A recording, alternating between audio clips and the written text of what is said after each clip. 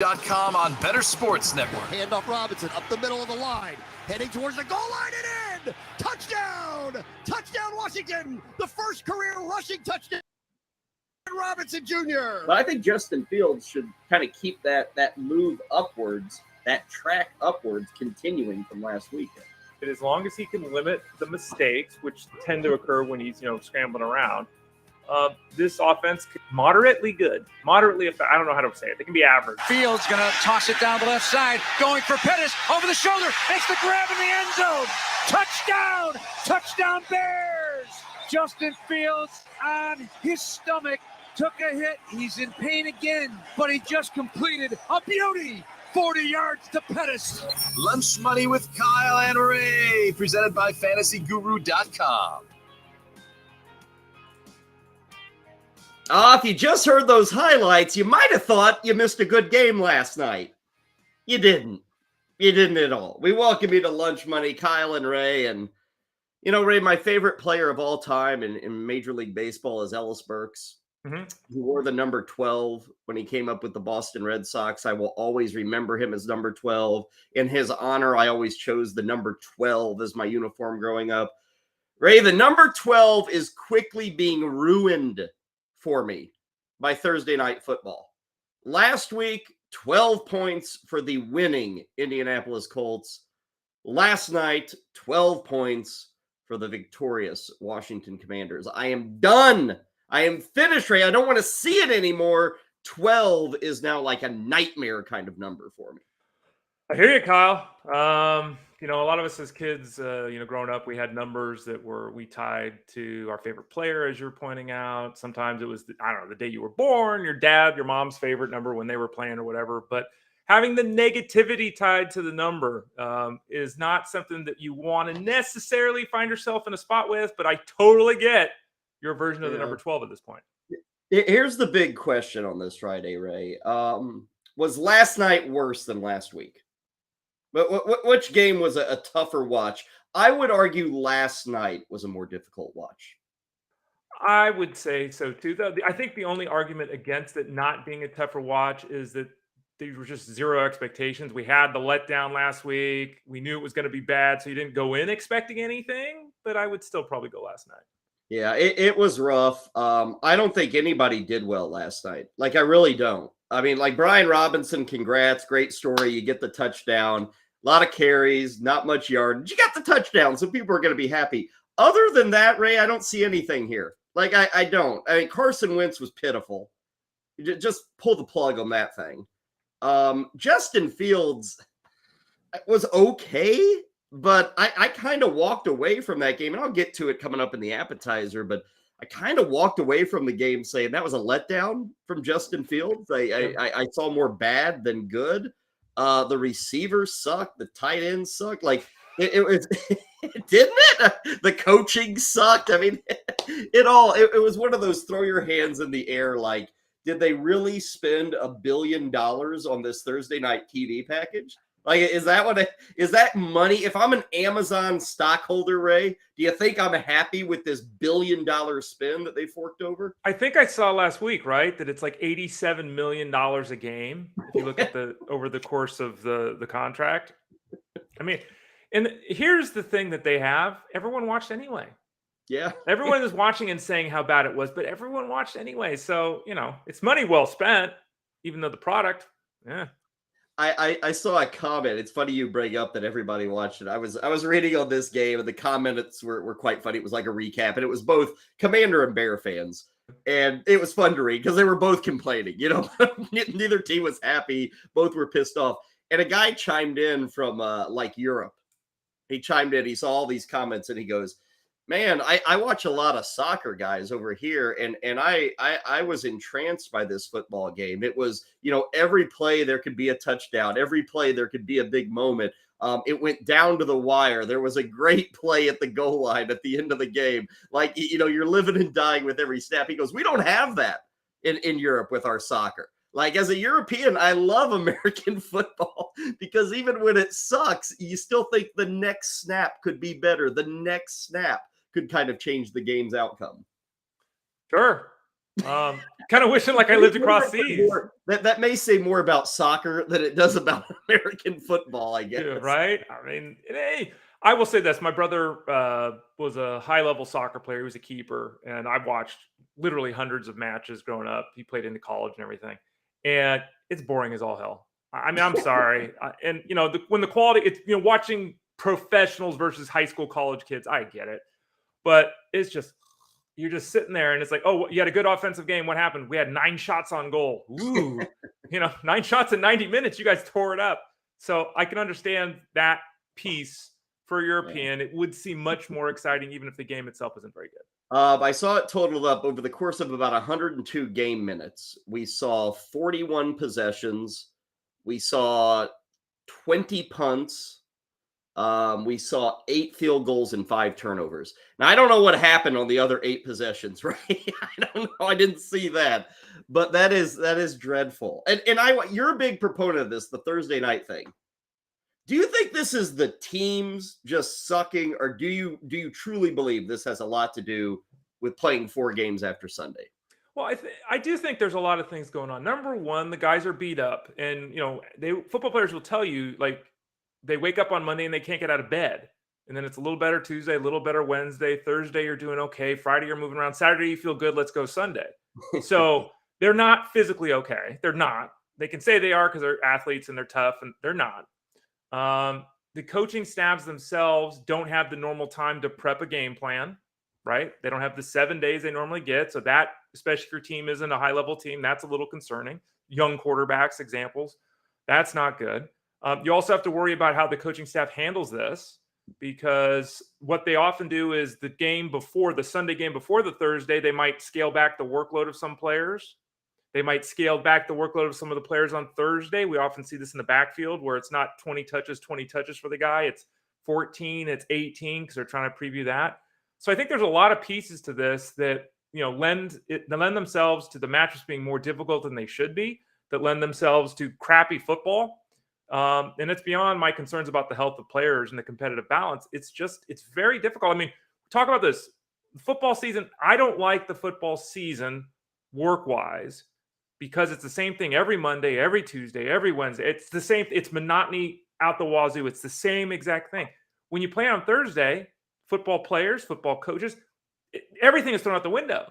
It's not that same system. It's not the same setup. It's not the same path. You don't go to see the trainer on the same day and do the stretches it's all different. And so I'm not surprised we see some crappy football on Thursday nights. Would you believe me, though, that if they gave the Commanders and the Bears like 2 months off, this game still would have sucked, right? I mean, they could have had weeks to prepare, and I don't know if anything changes. I did see it noted, and it's never going to happen because they want Thursday night football every week. But I did see an argument where, Ray, they should really only play Thursday night football once the bye weeks begin, which maybe start the bye weeks in week 5. Obviously, we're starting them this week in week 6. But then you could have whoever plays on Thursday night be a team that is coming off their bye. 2 teams that are coming off their bye. And thus, Ray, they would have, 10, 11 days between games. Or maybe even going into their bye. But using the bye to kind of set up the matchups on Thursday, which might work. I don't know. Again, I think last night it was 2 talentless teams that we saw. Like with the Colts and the Broncos, there was talent on the field. It was just a crushing letdown of a game. This game, honestly, Ray, am I missing it? Was there talent on the field? Well, I didn't see any of it at work last night. There certainly is talent. I know what you're saying. There's always talent on the field. Is this elite talent? Is it up and down? No. I mean, one of the best players in this game last night, Mr. Young, wasn't playing on the defense. Yeah. So maybe that might be the Commander's best player. He's not on the field, and Justin Fields has got talent, but he's raw, and the offenses are messy, and injuries, and so I get your point, Kyle. Yeah. 12-7. Fear not, if you need more of this game, we will actually recap it. I'll give you a fair warning, though, so maybe you can bail for like 7 minutes. Go cook yourself some toast or whatever. But we will talk about the Bears and Commanders. A lot to get to, as usual, on a Friday. We got NFL. We've got baseball playoffs. Good news, Ray. The weather in the Bronx is perfect. So we're going to have that game between the Yankees and the Guardians. Nice. Let's see. We're going to talk college football, baseball, NFL. We've got an assortment of other items. Want to thank our producers. We got Heather Klein, Josh Winchester with us. Josh finishing up his first week here on Lunch Money. He's still with us, Ray. It's kind of a minor miracle. I thought he would have bailed by Wednesday afternoon at the rate we're going. Kyle, we got 6 weeks to go before he's out of here. Come on. Yeah. Little does Josh know he's going to get a job offer somewhere else in the next 6 weeks. Don't take it, Josh. You won't have as much fun as you're having right now here on Lunch Money. Let us begin the show, Ray, with our lunch menu, where we always begin. We start with our appetizer right at the top of the menu, right at the top of the show. What are you thinking about on this Friday morning? Yeah, and, we have a lot of issues in the sports world right now, right? Everyone blasts baseball, and the umpiring sucks. The games are too long. The Pirates, the A's are not spending any money. There's all these problems with baseball, and it's front and center. It's all anyone talks about. National media-wise, social media-wise, everyone thinks baseball sucks. Are there problems with baseball? Absolutely. Are there issues with baseball? Absolutely. What about the NFL? It's not just this one game, okay? The NFL, think about this. The NFL plays games in foreign countries. We've talked about this. They don't care about us, the North American fans. They play games in foreign countries when half of North America is sleeping. They don't care. So they don't care about their fans. Instant replay is a disaster. Every play is replayed. At the end of the replay, 55% of people say yes, 45% of people say no. The replays never clarify anything. We're continually bombarded with horrible games on national TV, like Thursday Night Football. And quite frankly, the product on the field, it's not much better. There are a bunch of teams that are really good. There are a bunch of teams that are hoping to be average. And there are a bunch of teams that suck ass. It's really bad. And I don't know. We talked all about the 10, 16, 14, the new head coaches, new offensive coordinators, new defensive coordinator. I'm still unclear how much of it is all these people that were hired in the offseason are terrible at their jobs. But there are far too many teams in the NFL, especially on the offensive side of things, that look like they're playing Division III college football. They can't get anything going. They can't string drives together. They can't get first downs on it. It's 3 and out, 3 and out, 3 and out. It's just the product. At the end of the day, the NFL product is not good. It doesn't matter. Every game's going to get millions of viewers. The numbers are going to be fine. People are going to buy the tickets, the jerseys. It doesn't matter. But the NFL product, folks, it ain't much better than the Major League Baseball product that everyone hates. Yeah, well, think about it this way. First off, on the refereeing, Ray, I hate to break it to you, but ever since the moment they invented the whistle, refereeing has sucked. Okay, this is not new. And I don't know if it's worse, but everybody has moaned about referees. Go back to the 30s, Ray. Somebody was probably talking over their transistor radio, yelling about referees and umpires and all. So that thing, who cares? The product, baseball, I would argue it's down. The NBA, I actually think the NBA product is good, but a lot of people hate it because it's not what they think basketball should be. But I'm continually amazed by the athleticism, by the ability of these guys to jack up 22-footers and hit the bottom of the net constantly. I think that product's pretty good. Hockey, I think, is a good product. Hockey is a product that I think it's extremely fair to say has improved in the last decade. They went through about a 15-year run where the product was deteriorating. And it was because of the clutching and the grabbing and some of the rules that were in place and, goalies being allowed to wear pads the size of Texas, So they cracked down on that. That product's improving. NASCAR, that product's going the other way. College basketball, product's not too good. Nobody sticks around. Nobody really has any, basics, if you will. College football, a lot of people complain about that. I will always enjoy it, but that's neither here nor there. Golf, it's like you're splintering. You've got 2 leagues now. Yeah. So I don't even know what the product is. Is the NFL worse? Gosh, I guess it is down, Ray. But I feel like the athletes are way better. This goes back to something you and I talked about, what was it, 2 weeks ago? I feel the problem is things are almost too refined. Things are almost too controlled. They're treating these players like robots instead of letting them just play. And when adjustments are made, when a defense comes with something different, again, this was brought up a couple of weeks ago on the show, I just feel like offenses can't react. Like they don't know how to think on their own, because for 20 years they've been drilled that this is the way you play offense and you have to be here, and don't think for yourself. The play will tell you where to be. And maybe that has hindered all these offensive players from being able to make adjustments and give us those exciting plays that aren't planned. Right now, everything's so planned, Ray, that when the plan goes awry, there's no plan B. It's, oh my God, we're stuck, we're sacked, we lose 2 yards. It's let's go to the next down and hope for something better. Part of the problem, too, is this league has been geared for years toward offense. We all know that, the way the games are called, the penalties and everything like that. And we've talked about it a lot. It's a QB-centric league. And we got some crappy quarterback play right now. I mean, that's part of the problem, too. I mean, you look at this. Bailey Zappi, okay, he's got to be out there, but Bailey Zappi's out there. Baker Mayfield sucks. Jacoby Brissett's not any good. Matt Ryan looks like he's 48 years old. Cooper Rush is hoping to throw 17 passes a week. Marcus Mariota, not good. Zach Wilson, bleh. Kenny Pickett, not yet. Jimmy Garoppolo is just a guy. Justin Fields, we saw last night. Jameis Winston's got 47 broken bones in his back. Daniel Jones can't complete a forward pass. Carson Wentz doesn't know what he's doing. Half the league's quarterbacks stink. And with so much placed upon the quarterback, if those guys can't execute, at the end, whether the game, to me, right, 17-14, 31-28, if it's a good football game, the score doesn't matter as much to me as it does to some people. But when you go out and you watch these games, like I'm saying, they can't sustain drives. It's penalty after penalty after penalty. Quarterbacks are missing guys by 5 feet on throws. Guys are dropping the ball when it's in their hands. Guys are trying to make tackles, and they don't know how to tackle. They tackle wrong. The guy slips through. It's just bad football. And the athletes, to your point, are fantastic. And I don't know where we're losing the fantastic athlete piece here, because it's being lost, because the games are rarely clean. And I'm not just talking about turnovers.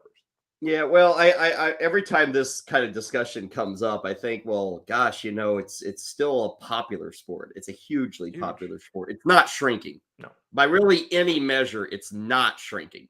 It's, those other sports audiences are kind of shrinking. Football, we don't have that. They're not shrinking at all. And I always think to myself, like my nephew, who is, close to 10 years old, he gorges on the NFL. Love this stuff. And Ray, I bet 30 years from now, he'll be sitting in my seat complaining about the NFL in 2058, and how awful the sport is. And he's watching this right now, becoming a lifelong fan. So sometimes perspective is skewed. Like, I agree with you, Ray. I feel like it's the product has lessened. But my God, back in the 80s, Ray, we had guys who literally were like delivering UPS packages on a Tuesday, and then they were playing football on a Sunday. That's kind of how it was. So I don't know. I still enjoy it. I still watch it. Yes, it's my job, and yes, it's Ray's job. But I do, even if I didn't have to talk about it, I watch football. I enjoy it. I do kind of dig it. Would you watch Thursday Night Football? Would you watch games like the last couple of weeks? Well, I'll tell you this, Ray. Let me be honest, and we'll talk about this later when we get to the treasure trove. I only watched a quarter and right at a quarter live last night. And then I came back to it this morning, and I knew it. Honestly, this morning, Ray, since nothing happened, I was able to kind of skip around. I didn't need to watch a 2-yard run up the gut. So this morning when I was catching up, but to your point, Ray, last night I'm looking at this game. It's like, I don't need to watch all 4 quarters live. I'll come back to it in the morning. I'll have a better read. Like, do I really, really, really need to watch this? Thankfully, I didn't. But I went and did other things, and I'll talk about what I did. It was for a good cause and all that. But Ray, last night I said, no, I'm not going to devote my life to 4 quarters of Carson Wentz trying to be a quarterback. I'm not going to do that. I'm done with it. So I left after a quarter. Yeah, and I wonder how much of this too, just to put it out there, is the injuries. And it's not just Thursday Night Football. It's just injuries. Like, so many teams are so beat up, and it's week 6 that, like, we're down to 4th, 5th string wide receivers. We're down to 5th string linebackers. You know what I mean? It's like teams are just beat up all over the place. They said Carson Wentz last night, shoulder, hand, and ankle. That's a lot. Also, ego. Everything was bruised. Everything seemed to be limping around. That leads me to my appetizer, Ray. I kind of said this yesterday. I'm done with the Wentz crap. I don't even, like, week 1 of this year, Ray, seems like 5 years ago for Carson Wentz. And I think he is beat up, and it's that. Go to Taylor Heineke. Just do it. Just do it. Go to Taylor Heineke.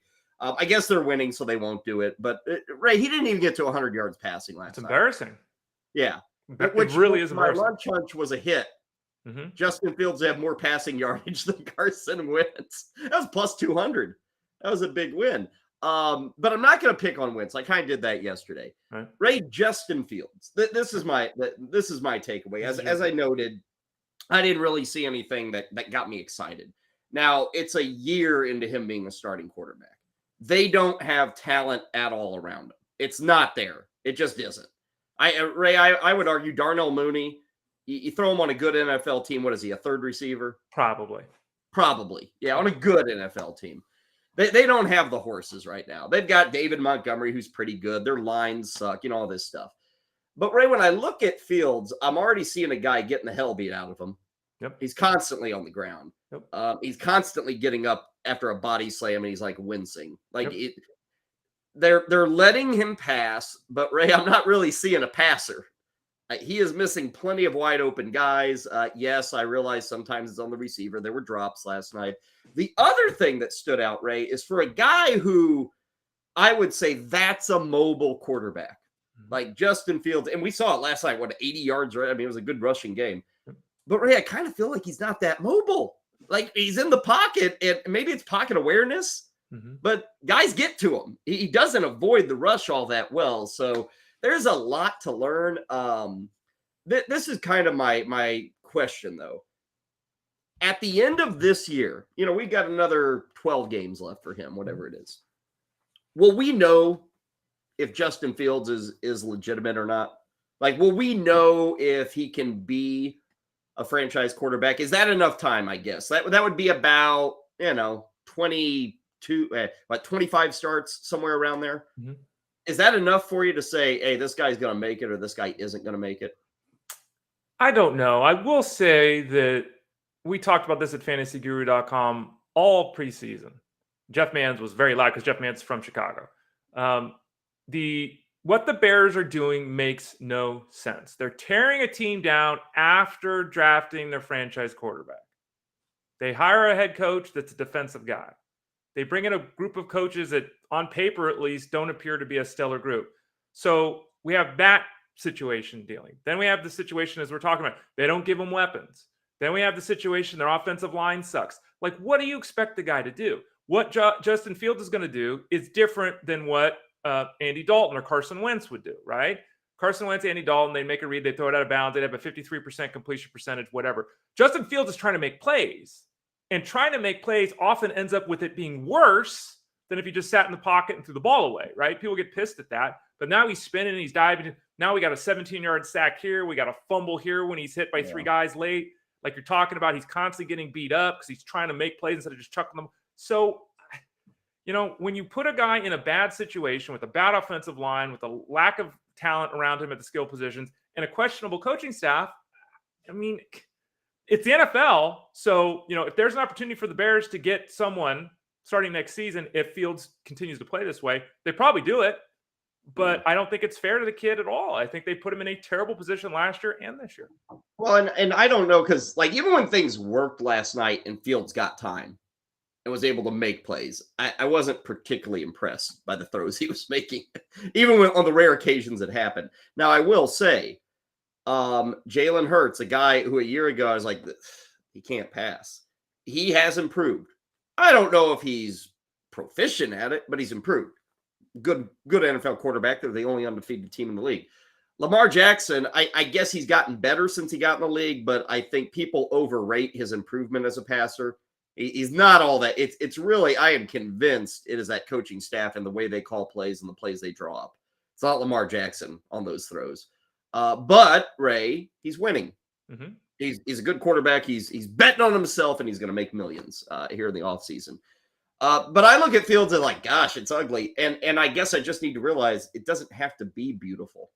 It doesn't have to be Tom Brady anymore, right? It's, if you have the innovative play caller, if you get a few pieces around, if you have the mobile quarterback, you throw these things together, Ray, and you don't need to be Dan Marino anymore. You know, you can be a successful, maybe even Hall of Fame quarterback, and you're nothing like a great quarterback or throwing quarterback anymore. You can be Trent Dilfer. Think about this, though. Byron Pringle's hurt, and he's just an NFL body, right? Velus Jones is supposed to be something. He's got 3 touches this season, hasn't done anything. They signed him off the street. I mean, that guy's a street free agent. You know, Smith Marset. No one even knows how to spell his name. Okay. Dante Pettis, who has been on about 14 teams in 3 years, is now their number 2 wideout. I mean, even St. Brown, like, come on. Dante Pettis had a touchdown catch in week 1. He didn't have a catch in week 2. Yeah. He didn't have a catch in week 3. He didn't have a catch in week 4. He didn't have a catch in week 5. Yeah. And then last night, he's the best guy on the field for the Bears. Yeah, Niners, Giants, Bears. He's hopping all over the place. He's always the last guy on the roster. Now he's your star receiver or your number 2 receiver. We talked about Mooney, who's a good NFL player, but he should not be your 1. They don't. Cole Kmet. Again, we talked about it. So many people were in on Cole Kmet this preseason, and I was like, "What? Wow! This offense, his hands, he's done nothing. There's no one. There's no one here. We always have the discussion: quarterback elevating the receivers, receivers elevating the quarterback. There is no receiver to help Fields here. There's not. He has to do everything by himself, and you can't put a young player with this skill set in that position because he will try to make things happen when he should just, like I said, throw it out of bounds. The problem is, again, coaching staff, skill players, they did not put him in a position to succeed. You mentioned the rebuild, Ray, and I think to yesterday, man, God love her, Virginia McCaskey, 99 years old, and she's signing off on a rebuild. It's like, and it ain't going to be Father Time that gets her. It's going to be the Bears that get her. That was brutal last night. It's a brutal organization. Like, when was their last? I guess, they had Cutler, and they thought he was going to be the answer, Ray. He didn't. He flamed out after like 2-3 years. When's the last good Bears quarterback? Has it been like Jim McMahon won him a Super Bowl, but he was out of town 3 years later. God, it's been like 35, 40 years, hasn't it? Let's look at this as we're laughing around. You said the name, the number 1 passing quarterback in Bears history in terms of yardage and in terms of touchdown passes is Jay Cutler. The number 2 guy, because of the era he played in. Yeah, the number 2 guy in Bears history is Sid Luckman, who played 1939 to 1950. So they went 60 years between the number 1 and number 2 quarterback on this organization. Jim McMahon. I would have thought Mike Tomczak was there long enough to get up that leaderboard. Jim Harbaugh is 3rd in team history in passing yards. Jim McMahon, who is famous Super Bowl. I'm pulling up Jim McMahon. Jim McMahon never, not a single time, threw 16 touchdown passes in a season. The Bears' history through the air is awful. It's absolutely Virginia awful. McCaskey has never seen a good quarterback. She's 99 years old. And again, there's a lot of teams. If you look, it's pretty damn surprising. But when Sid Luckman, all timer, right? But Jay Cutler, Jim Harbaugh, Jim McMahon, Mitch Trubisky's 4th on the list. Like, it's Eric Kramer. Like, this organization has 6 guys who've ever thrown for 10,000 yards, and they've been a team for 162 years. Like, it's just terrible. I misspoke. I said that Miss McCaskey had never seen a good quarterback. It turns out, Ray, she probably did see Sid Luckman. Right? He probably did. I'm not joking. He's a Hall of Famer, and he played from 39 to 50. So yeah, she saw him because 1950, Ray, is only 72 years ago. She was 27 in 1950. So, she saw Sid Luckman. She probably dated Sid Luckman. Right? Well, I'm just looking at, I'm pulling this up too as we're laughing about this. Who holds the all-time Bears single season touchdown record? Like a player or a QB? QB, all-time single season. You'll never guess. Just take a random. No, give me a chance. You'll never guess. I'll never. What year? Is it 1995? I may. Eric Kramer. Wow, you got it right, Kyle. I was totally right? wrong. Okay. Yeah. 29, 28 for Cutler, 28 for Sid Luckman. So again, a guy in 1943 is one touchdown pass off the all-time team record. Again, Hall of Famer, but 1943. Terrible history of passing the football with the Bears. Wow. Eric Kramer, nice pull, Kyle. Well, you did mention it earlier. I know, you jogged still, my memory. Still. Yeah, you jogged me. He also played for the Lions, right? Eric Kramer? Yeah. I think. Yeah, I believe so. Eric Kramer. That is the appetizer. Very yucky appetizer. Wasn't a fun one today. Main course, yes. Commanders Bears. We'll take a look at it. A little more of a deeper dive. There were actually fantasy takeaways. There are relevant developments in that game that Ray and I will talk about. In terms of side dishes today here on Lunch Money, we've got more Week 6 previews. I think we got 3 or 4 of those yet to do. We will go on the record. Ray, you are falling and swirling around the toilet bowl right now in your picks against the spread. You gotta pick it up, man. Last week you were 5-9, buddy. I'm gonna suspend you from the picks if you have any more of these 5-9 weeks. Really interesting too. Over at fantasyguru.com, we have staff picks. We just pick winners and losers. We don't use the spread. And I went 11-5 last week, just straight up. So I'm great picking the winner loser. I'm not good with the spread. And my performance, even with the straight up, I'm 44-35-1, which is okay, but really not very good. I've had great weeks. I've had horrible weeks. I've been all over the map thus far. We're going to have to start calling you Moneyline. Ray Moneyline Flowers. That's going to be his. He knows how to pick those winners. Don't ask him about a spread. Don't ask me about that. He ain't butter. Yeah, he ain't butter, but he is Moneyline. That is our Ray Flowers. So we've got some of that stuff. Baseball. Matt Bruning is going to join us from Campus to Canton. Their show's coming your way tomorrow, previewing the college football weekend. We'll take a sneak peek at what's coming your way on Saturday. We'll do that in hour 3. Let's see. We've got the treasure trove coming your way. We love doing that on Fridays. I've got a treasure, Ray, that literally at this time yesterday was not even in existence.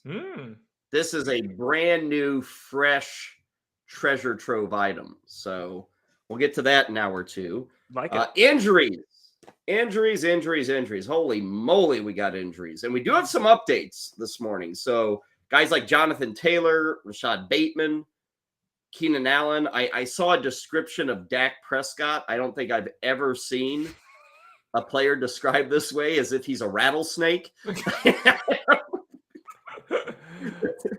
So we'll tell you what that description is. Stick around, Dak Prescott compared to a rattlesnake. So we'll talk about that.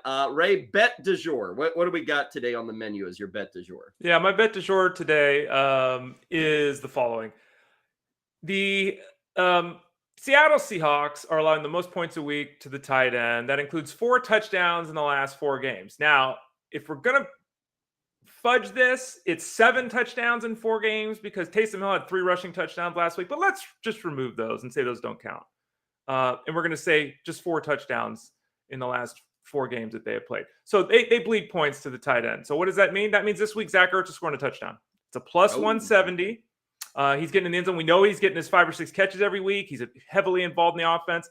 He's not a touchdown guy, but Seattle has allowed a lot of production to that position, including those 4 touchdowns the last 4 games. Zach Ertz, plus 170, touchdown. Okay, Zach Ertz to get into the end zone. I'll second that. I like that plus 170. That's a pretty solid number there, considering the stats. As for me, my bet du jour, college football. Oh, yeah. Now last week, I haven't mentioned this in a full 7 days because last week was rather embarrassing. Where I said Oklahoma, who was an 8-point dog, I said they could handle that against Texas. Ray, I believe they lost by like 40 points. So it was not as tight as I thought. But that will not stop me from going back to college football this week. Big game in the big house tomorrow morning. Michigan, I think they're 5th in the country, hosting Penn State. Nittany Lions are 10th in the country. Right now, the Wolverines undefeated, Penn State undefeated. Michigan is a 7-point favorite. I like them to cover it. I don't think Penn State's all that good. I really don't. Michigan State has a Michigan, not Michigan State, strong offense. And I think they're going to put up some points on Penn State. They got Sean Clifford under center at Penn State. He is like one of those quarterbacks that does just fine when nobody cares and nobody's watching. or when you're playing Maryland or something. But when you throw them into a game like this against Michigan, I worry about them. So I'm out on Penn State. I don't think they're going to be anywhere within a touchdown of Michigan. So I'm taking the Wolverines as a 7-point favorite, minus 110 on that bet du jour. We'll see what Matt Bruning says about that, but I do like the Wolverines there to cover the 7. As for dessert today, apologies. Yesterday we had the late breaking news on James Conner right at the end of the show. He's not going to play on Sunday, so we were talking about that. So we did not get to yesterday's dessert, but we will get to it today. Proof positive that nobody holds a grudge like an ex-husband. We will tell you the grudge that a certain gentleman up in New York State is holding against his ex-wife. We wrap it up, Ray, on the menu with our drink for the day, our virtual beverage of choice on this Friday. What do you have, sir? We're running low on beers, Kyle, so we're almost down here, but we still got a few left. And today we're going with the Barrel Brothers ¿Por qué no? Mexican-style amber lager. Boom. So it's a very festive little, bar. Scratching the bottom of the barrel, Ray. You're right. Yeah. And as you can tell, there's a whole history here from Austria to Mexico about the lager. If you want to read a little bit about the history. Right. I don't. I want to drink it. I don't get a beer can ready to read about it. I want to drink it. It's from Sonoma County, so that's where it's made. Let's look at the alcohol content, because I know that's always a big thing for you, Kyle. Yeah. I just drink them. Okay. Any guesses on this one? What kind of beer is it? It's a lager. It's a lager. Amber lager. 4-3. 5-3. 5-3. 5-3 lager. Whoa. Yeah. Okay. They must brew that a little differently. Yeah. So this is Mexican lagers originated in Vienna, but now they're here. So Mexican style amber lager, ¿Por qué no? By Barrel Brothers. Yeah. Isn't ¿Por qué why not? Oh, that's probably what why not? To which every time I reach into the refrigerator and I see a beer, that's what I say, Ray. ¿Por qué no? ¿Por qué no? Why not? Why not? I got to give credit to Heather Klein. She put this in our rundown, and so I'm going to celebrate it right at the top. It is early for the holidays, okay? We all know that. It's not early, though, for sipping stuff on a nice, frosty fall evening. Ray, what I'm enjoying is something that Heather forwarded me, the column. You've all had, like, Eggo waffles. You've had those, right, Ray? Okay, of course I've had those. Yeah. Lego My Eggo, those guys. Mm-hmm. Ray, they've come out with Kellogg's Eggo Nog. Eggo Nog, which is 80 proof. That's 40% ABV, Ray. It is it tastes like, I guess, a waffle. I have not tasted this, right, but I want to have this Eggo Nog. As it says on the label, Ray, it is Appalachian sipping cream. That's how you do it. I've had sipping cream before. Yeah. Sipping cream, baby. I like me some sipping cream. This is Eggo tasting sipping cream. Now, here's a question. This is probably my bigger. Ray, do you say Appalachian or Appalachian? I would say Lation, but I bet it's Appalachian, right? I don't know. It's kind of like Caribbean. Is it Caribbean or Caribbean? Yeah. You're closer to the Appalachians than I am, Kyle. You should know this a little bit better, right? Yeah, I would say, I say Appalachia State. I don't know if there is a proper. Maybe it's a regional dialect, and since I'm in the Midwest, I don't know which one to use. I'm not in the South. I'm not in the North. I don't know what it is, Ray. Appalachia. Maybe our users in the chat room. Appalachia or Appalachia? I would say, but I go with, on the Caribbean, I go Caribbean, Ray. I follow the lead of Billy Ocean, who back in the 80s sang Caribbean Queen. No, it's Caribbean Queen is what he said, Kyle. Kyle, he said Caribbean Queen. Does he say Caribbean? Yeah, he does. Oh, he does? Yeah. Okay. Well, I don't go with Billy Ocean. It's a good try. Yeah.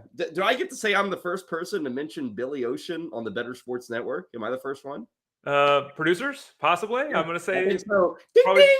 Billy Ocean, Kyle Elfring. Boy, that's an old time reference there. Kids, look it up. Billy Ocean. He had a few hits. Absolutely. I listen to 80s on 8 all the time myself. Yeah, he was big time. Take your Tina Turner and shove it. Billy Ocean is the real deal. Okay, so the Eggo Nog is what I'm having. Sounds The good. Appalachian Sip and Cream, or Appalachian Sip and Cream, however you want to say it. That is today's lunch menu. Okay, we are off and rolling on this edition of Lunch Money. Kyle Elfrink, Ray Flowers, Heather Klein, Josh Winchester, and you.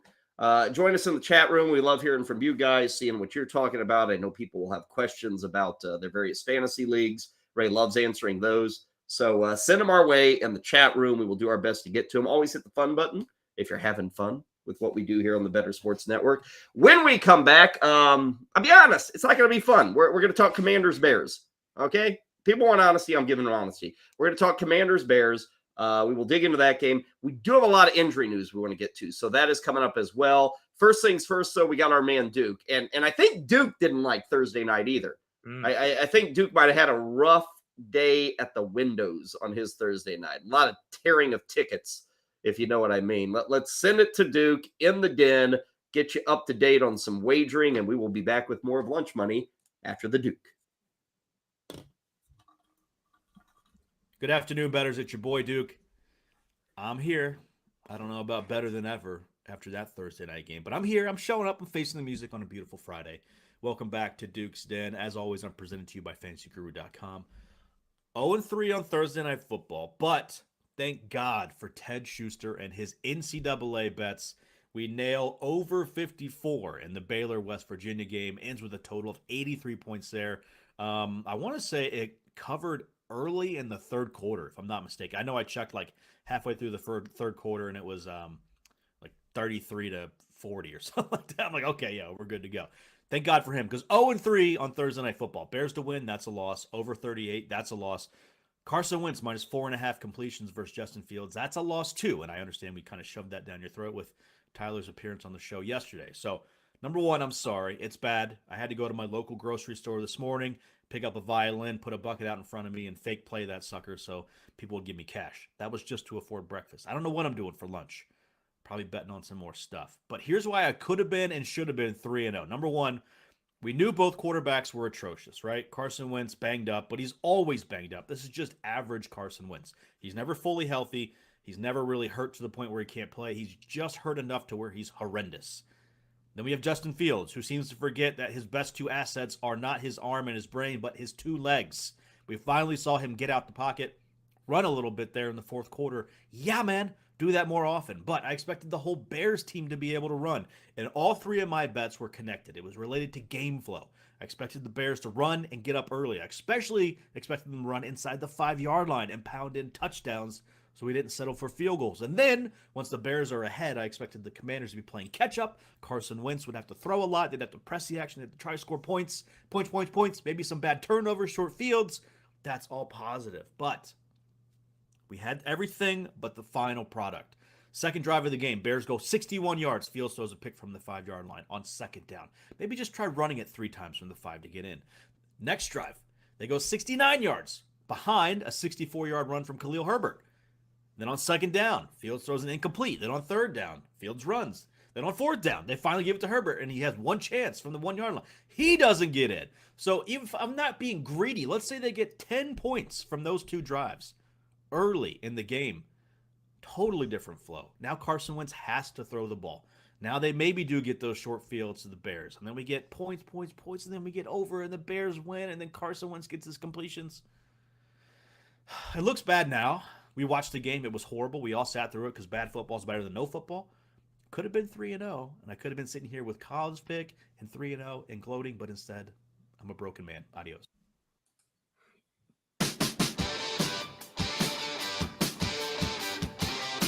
It's always lunchtime here. Now back to Kyle Elfrink and Ray Flowers.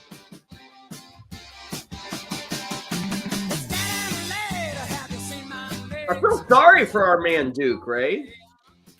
Look down on this Friday morning, I think. Well, happens to us all, Kyle. We've all been there. Yeah, at least he jumps to it, says, hey, look at me, man. I'm poor. I lost money last night. But it's back in the game tonight. That's how all good addicts have to roll. Get back in the game. Got to get back up on that horse and ride it through the weekend. Our thanks to our man Duke, always with some good takes. I know he's got some good ones coming up in hour 2, hour 3. So stick around for that in Duke's Den. Kyle and Ray back with you. We had Thursday night football. Is that how we say it now? Thursday night football. I was looking at the schedule, Ray. Week 10, Atlanta at Carolina. That's a yak fest. Week 16, Jacksonville at Tennessee. That could be boring. But I think we've made it through the hell. Okay, I think it's going to get better. Next week, New Orleans, Arizona. Not really a game I'm interested in, but surely, Ray, we can get like multiple touchdowns in that game, right? Sure. Let's hope. I don't know, Kyle. Yeah. Let's hope. We need Michael Thomas and his banged up toe to get back on the field. Come on. Good luck. Well, he was fine, right, when that happened, but now he's going to miss a month of games. Interesting. Taking a cue from his buddy Julio over in Tampa as to how to play through those injuries. We'll get to injuries in a bit, but let's talk about this game, Ray. Like I said, there were fantasy relevant things. Brian Robinson, are we ready to say he's the dude now? In that first half, Ray, we didn't see a touch for Antonio Gibson. Nothing. Now he did get touches in the second half and actually did pretty good with those touches, but it was still mainly Robinson. What was it? 16 carries by the end of last night's game. Yeah, and it was not unexpected. It's funny, like they announced he was going to be the starter, and it's like, did we really not think that was the case? Like, I think we kind of knew that, but at the end of the day here, it's 27 snaps for Robinson, 17 for McKissick, 15 for Gibson. So they were all utilized. The favorite, split there of 50, 25, 25. We all love that. And the fascinating thing too is that Gibson caught passes, McKissick didn't. Mm-hmm. There was a lot written and said and spoken about Robinson, who, he didn't look great.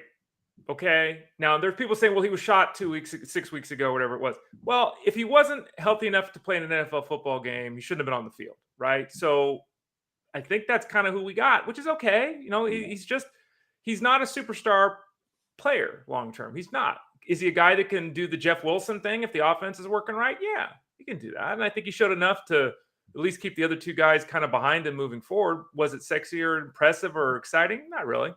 On the other side with the Bears, Ray, David Montgomery was the guy, but Khalil Herbert had the biggest play in that game. And there were at least a few snaps at the goal line where Khalil Herbert's in there and not David Montgomery, which was a bit of a surprise. Yeah, and that happens. And, I will say this. What is it, the touch count between the two guys the last 2 weeks? Like 32-12. Yeah. Like David Montgomery is dominating the touches. Last night he had 56 snaps. Herbert had 16. Herbert's not even on the field. Herbert, you take away the long 64-yard run, didn't do anything. Didn't catch a pass. Is he involved? Yeah. Is he involved to the point where anyone should be excited? No. Is he involved to the point where anyone who falsely believed of 3 weeks ago that he was going to take over this backfield is going to suddenly? No. It's David Montgomery or bust. And with the way the offense struggles, can't be even starting Herbert as a flex option. He's just not on the field enough. Yeah, so the backfields, we probably have two guys, but we're seeing enough cameos from the other guys on both the Commanders side and the Bears side to at least make them relevant. And we should say, Ray, like a Gibson owner can't really dump him. And I don't know that a Khalil Herbert owner can really dump him either. It's, I get what you're saying. I know what you're saying and the touches and so forth, but I don't think those are easy drops for any fantasy players coming off this game. Yeah, the easiest way to handle this, obviously, is what we preach at fantasyguru.com. People can use the code BETTOR, BETTOR. If they want to get involved there, get a discount on our DFS products, our seasonal products, our betting products. The best way to look at the backfields is to say to yourself, okay, what am I going to move to, right? You're going to move to a second tight end. You're going to move to a second quarterback. No. One injury to Robinson, one injury to Montgomery. All of a sudden, Gibson is back to being, a starter. Herbert's a solid starter if that happens, right? So you can't drop them. And if someone in your league does drop either one of these two guys, which I'm sure they will be doing, if you have Montgomery or you have Robinson, immediately run to the waiver wire and get that guy to give yourself that depth with the team. Mm-hmm. As for the QBs, I talked about them a lot. And that's another situation, Ray. Pulling away from what we saw last night, Justin Fields is owned in every league. You can't dump him. If he's your QB2, I think you're staying there. Carson Wentz got picked up by a lot of people, including myself, after week 1. I lost Dak Prescott in a league, and I picked up Wentz. I have since moved on to Geno Smith, so I'm kind of playing QB roulette until I get Dak Prescott back. So I've moved on from Wentz. Should everybody else too?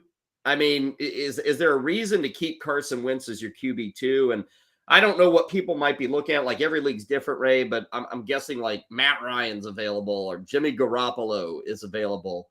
PJ Walker, the great PJ Walker, Of course, is available. Daniel Jones. You know, we know the usual cast of characters. Do you go with those guys, or do you keep Wentz, or do you dump Wentz and try to chance it with one QB moving forward? We had Tyler Beaker on from fantasyguru.com yesterday with us, and he talked about what these teams want to do, and it's obvious in the data. Prior to last night, Carson Wentz had thrown the ball 41, 46, 43, 42, and 38 times. So what the hell happened with 22 last night? This team wants to throw the ball 40 times a week. They have been throwing the ball 40 times a week. Now, the volume has been great, but the performance has been dastardly of late. 7 touchdown passes the first 2 games for Carson Wentz. 3 touchdowns in 4 games since. Mm-hmm. So, I mean, you know, you can look at Dotson being out last night. You can look at Logan Thomas being out last night. You could look at the fact that Bates got hurt early, so they were down to the 3rd tight end. Like, you can start explaining some of what happened last night. I'll explain it, Ray. I'll stop you. You don't need to. He's hurt. He ain't right. He's beat up. He's got the shoulder last night, the hand, the ankle. He's not right. To me, Ray, this is an easy dump. Honestly, and I would rather have Matt Ryan right now, Ray. Matt Ryan, I'd rather have than Carson Wentz at this moment. Yeah, well, and I see in the chat room, Matt says Wentz sucks. Wentz threw for 359 and 2 last week. He threw for 337 and 3 in week 1. He threw for 313 and 4 in week 2. Like, he's had 3 great games. He's had 3 horrible games. Well, 2 bad games and horrible game last night. I don't even want to call last night a game. I mean, that was just a showing. to your question, can you drop him? Yeah, you can drop him. But again, there's a lot of reasons to explain why what happened last night happened. So that does not mean, you know, come week 11, we're not going to be talking about potentially picking Wentz up again. You know, it's pretty crazy. Their only touchdown drive, Ray, was 6 yards. Yeah. I mean, that was their only touchdown drive last night. And it happened. And again, this is old man Kyle here. Ray was talking about the product of the NFL game. Ray, when I was growing up, there was always this saying that if you were catching a punt inside the 10-yard line, you were making a mistake. Right, let it go. You let it go. I feel like that's no longer a rule to live by. Like Velus Jones last night is trying to catch a punt at the 6, and he muffed it, and they got the ball. They get the touchdown. Pretty well wins the game. But what happened to that, Ray? I feel like all these guys now are catching balls inside the 10 and trying to return. It used to be you got the hell out of the way and let it bounce into the end zone. Like, I don't get what the gain is. Like, the gain is so minute of I'm going to catch it at the 6 and gain 20 yards on the punt return or maybe go to the end zone versus I'm going to let this sucker bounce and I've got about a 98% chance it goes into the end zone. Like something has been lost with the teaching of football in the last 20 years there. Well, it's interesting too, because while I agree with what you're saying here, on the kicks, if the kick goes into the end zone, no one returns it. Like in the old days, guys would be catching the ball 5 yards deep. They're running out. Guys just start, when the ball goes in the end zone, they just start running back to the bench. Like they're not even, so we've gotten the clue on the kickoff, but not necessarily. Yeah, it's a very weird scenario, Kyle. Anything to say about wide receivers, Ray? I mean, the Terry McLaurin thing, it's like, what the hell? Curtis Samuel was quiet. Mooney was fine. The McLaurin thing's becoming a pretty big mystery, Ray. It is just, what do we got? 2 out of 6 games. You'd like to say, okay, that was good. That was good enough. There's no explosiveness. We expect Terry McLaurin to be explosive, big plays, all of that. We just haven't seen it this season. We haven't, and last night was a disaster. But he led the receivers in snaps. He led the receivers in routes run. He led the receivers in targets. I mean, this, all things I don't score in my fantasy league. Yeah, well, what about Curtis Samuel? Yeah, like where was he last night? I mean, Curtis Samuel doesn't have a carry in 3 games. What happened to that part of his game? He doesn't have a carry in 3 games. All of a sudden, he's just a receiver. So again, this is they have injured players on the line. They've got injured players at tight end. They've got injured players at wide receiver. They've got an injured quarterback, and they've got bad play calling.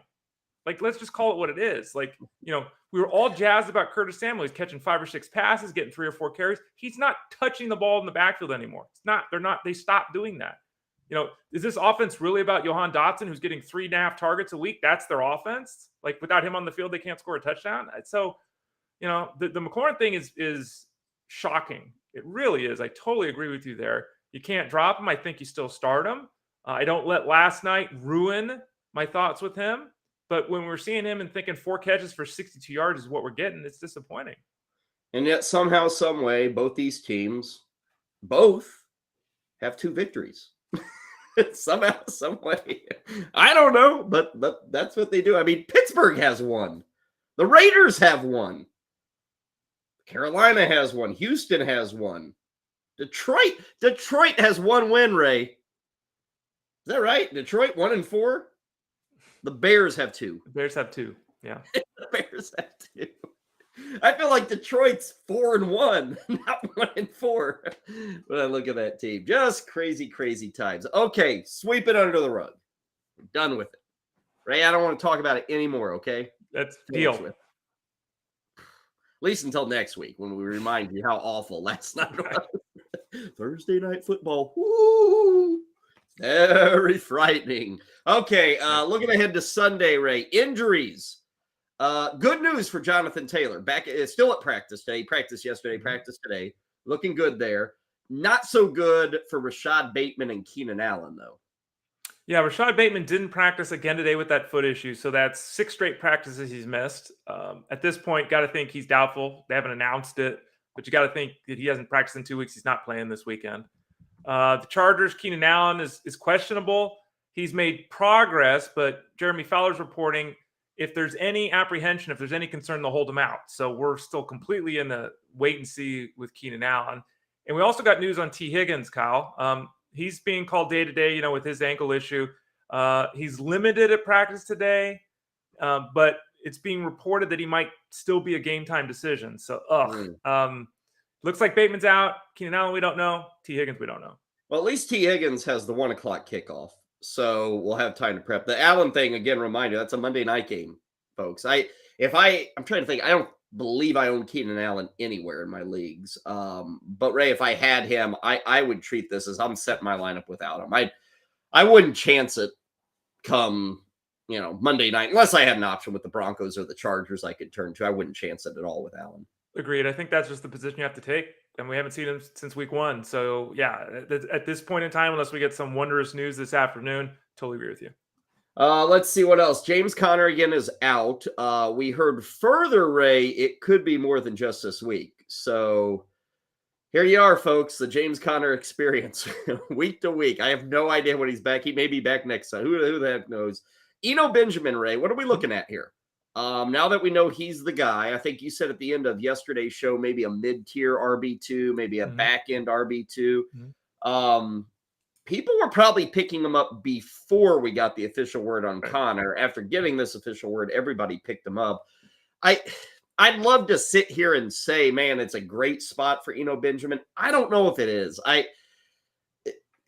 Sure, it's nice to have him. Send him out there as your RB2, your flex. I'm not really expecting huge results, Ray. I don't really expect a lot of work in terms of groundwork for Eno Benjamin. Like, if we hear Connor's out for 4 weeks, Ray, I don't see Eno Benjamin becoming like 15 touches a week over the next month. I couldn't see that. And the reason I say that, if you look at Arizona, Ray, they tend, at least this season, they've really bailed on the run early and just said, screw it, we're going to throw. And they've actually moved the football better that way. And this goes back to Kyler Murray and how he needs to play for this team to score. I think there's just going to be a lot more passing, Ray. I mean, if you look at the pass totals here for Kyler Murray, they're like 35, 40, 45. He's hit over 50 passes. I think that continues. This is going to be an offense that trends towards like 40 to 45 passes than it does like 20 to 25 carries, I think. Well, let's remember that Seattle's defense is terrible. Okay, they are playing awful football right now. So this is a matchup where the Cardinals should, through the air and on the ground, be able to take advantage of the opponent. To your point, though, they have abandoned the run. I wonder if they do that this week because Seattle has given up 5 yards a carry, which is the 5th highest mark in football. They've allowed the second most rushing scores, which is 9. They've been gashed on the ground. You can try to win football. Again, just to confirm, I'm starting him this week. Yeah. I just think if it's like a long haul scenario, it's not like he's anything. I don't feel he's close to a horse like in that backfield. Yeah, I think that's totally fair. Like right now, and the rankings will be updated at fantasyguru.com as we move throughout the week. It'll be later tonight, actually, early in the morning. I've got, Benjamin right now at 21 at running back. So, I mean, he's a running back too. And the matchup says yes. Yeah. I think the opportunity should be there, but the real issue, if we're pulling larger perspective here, it's like the Bills. It's like, can you win games with 40 passes and 14 rushes? Yeah. Is that ideal? And the answer is no. And especially when you throw the 40 passes, Kyler Murray, 24 of them are coming in the second half, right? When he's running, it's just not. So I don't know. The offense, the quarterback, they got a lot of things to work out, but I think Benjamin is still a solid play this week at least. Also in that Seattle-Arizona game, Tyler Lockett popped up on the injured list yesterday with a hamstring, so he is questionable, I guess, for the game. And remember, if we have a baseball game, that would be game 4 between the Mariners and the Astros. If we have that game, this game, Arizona and Seattle, would be pushed back. They're telling us it's the 5:30 kickoff if there is a game 4. Now, game 3 is tomorrow in Seattle, so we'll have to get a result there. If Seattle wins, there will be a game 4. If Seattle loses, there is no game 4. So you're set to rock and roll there. Other situations, the Saints, we'll check the practice report today, Ray, but I don't know if any of these receivers are going to play. Sounds like Jameis Winston would be back. They'll have Kamara, Taysom Hill, those kind of guys. But Thomas, Olave, Landry, all those guys are huge question marks right now. Yeah, and how scary is that? We don't know what the receiving core looks like. Could be without the top 3 guys, could be without the top quarterback. It's an offense that has struggled, obviously, this season to do anything on a consistent week-to-week basis. And with those receivers beat up the way they are at this moment in time, even if you're feeling confident that Jameis Winston's going to have a nice season, nice second half, that kind of thing, can't feel confident about him this week with his beat-up receiving core. If you check the New England practice report, you will see that Mac Jones and Damian Harris are limited. Ray, I wouldn't put much credence into that report. In fact, the Patriots, I think it was Kevin Harris or somebody as a running back. I think both Damian Harris and Mac Jones, both those guys, I have 10% chance of playing this weekend. I can't imagine they'll be out there. There was a video I was watching half hour ago on Twitter. You can follow the network, by the way, at Bettor Network. You can follow me on Twitter and Instagram at The Ray Flowers. There was a video of Mac Jones, when they lay the little pad down on the ground and they kind of go around it. He had a ball in his hand. He was kind of doing a little dance. I mean, he looked okay for you or me. Didn't look okay for an NFL quarterback. So he's fit enough for like yoga. Yeah, right. Or he's fit enough to play high school flag football. Now, so based on what I saw, that does not look like a guy that's going to be taking snaps in an NFL game this weekend. And the Damian Harris thing, is this Patriots shenanigans? Kind of thinking it is. Yeah. Let's see. Anything else? We got a lot of limited guys. We'll follow them today. Saquon Barkley, Zay Jones, Jacoby Myers, Melvin Gordon, all those guys were limited. We should probably note that Deshaun Watson is now up to 26 sexual assault accusations. Another lady came out yesterday. This is a new one, Ray. I think that 24 have been settled. Now there are only 2 cases looming. Remember, he's supposed to be back in week 13. We shall see, but just thought we'd pass that along to let you know that they're still coming, I guess, for Deshaun Watson. We'll see. Okay, breather for us. When we come back, we are just a few seconds away from a game that Ray Flowers never thought would be played. Yankees Guardians. Ray wanted the 2 teams. By the way, Ray, I checked the radar at like 7 o'clock last night. Right. It was pouring in the Bronx. Okay, just so you know, they made the right decision, Ray, and they called the game. They didn't make those guys sit around and play euchre all afternoon in the clubhouse. Euchre. Wow. Someone's been watching Father's Knows Best during their time off euchre. Wow. Okay. Because you just know Aaron Judge and Anthony Rizzo, when they're sitting around playing euchre, they got the whole cards. Euchre. They also rode a train. They're going to be riding a train to Cleveland after this, Got to get there. I'm a big sucker for trains, Ray. I would love to be a baseball player and take train rides everywhere. I think that'd be a cool way to do it. If you could work, I mean, it's just going to the airport. I haven't been 2 years now because of the world and everything like that, but I never enjoyed doing that, and the lines on train, much easier, much simpler. So if you could do it in a moderate amount of time, I'd like that too. Anyway, we'll get you set for Yankees Guardians game 2 there from the Bronx. And we got some game previews to get to, a few more of those before we send you off and let you enjoy week 6. So a lot of that treasure trove coming your way this hour.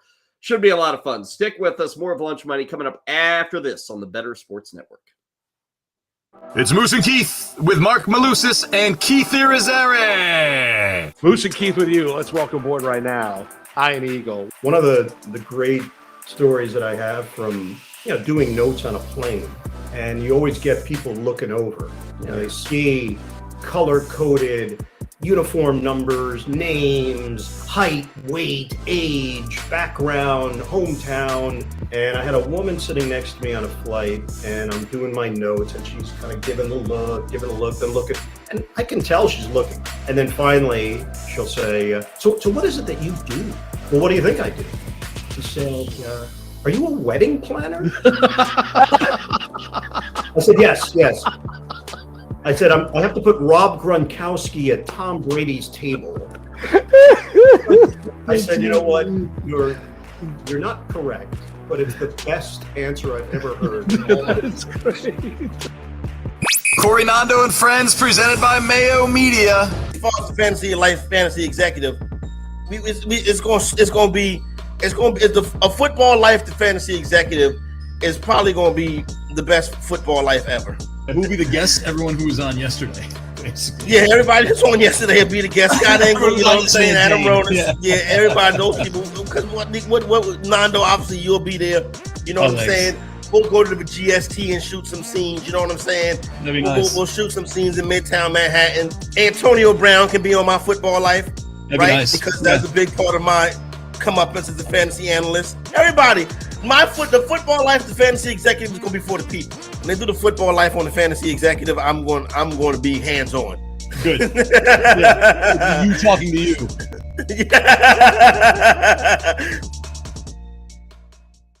Lunch Money with Kyle and Ray, presented by FantasyGuru.com. Cheetos or Doritos? I truly love both. Cool Ranch Doritos. Wow. I grew up on Cheetos. I was a big Chester Cheetah guy. Oh, nice. But Ray, as I have aged into adulthood, I've moved away from the fun that is the Cheeto, and I've gone to the more cosmopolitan Cool Ranch Dorito chip. So I'm probably a Cool Ranch guy. How about you? I would go Doritos. I don't like Cool Ranch. The traditional, original, regular, whatever it is really good. But my favorite's actually the sweet chili, the purple bag. Oh, it's delicious. It's fantastic. Yeah. The one that sucks, and I think we can all agree on this one, taco. Yeah. I know a lot of things, and I'm perfect at a lot of things. My Dorito trivia is a little shaky. Okay. A little shaky. But I think taco is the first flavor.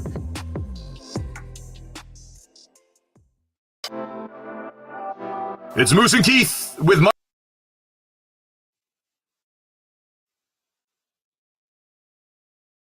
He'll be one of the top vote getters for American League MVP honors. I think it's a foregone conclusion that's going to Aaron Judge. 1-0 Rays, the pitch. Swing and a high fly ball.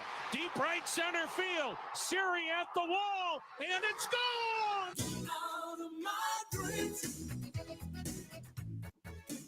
It's always lunchtime here.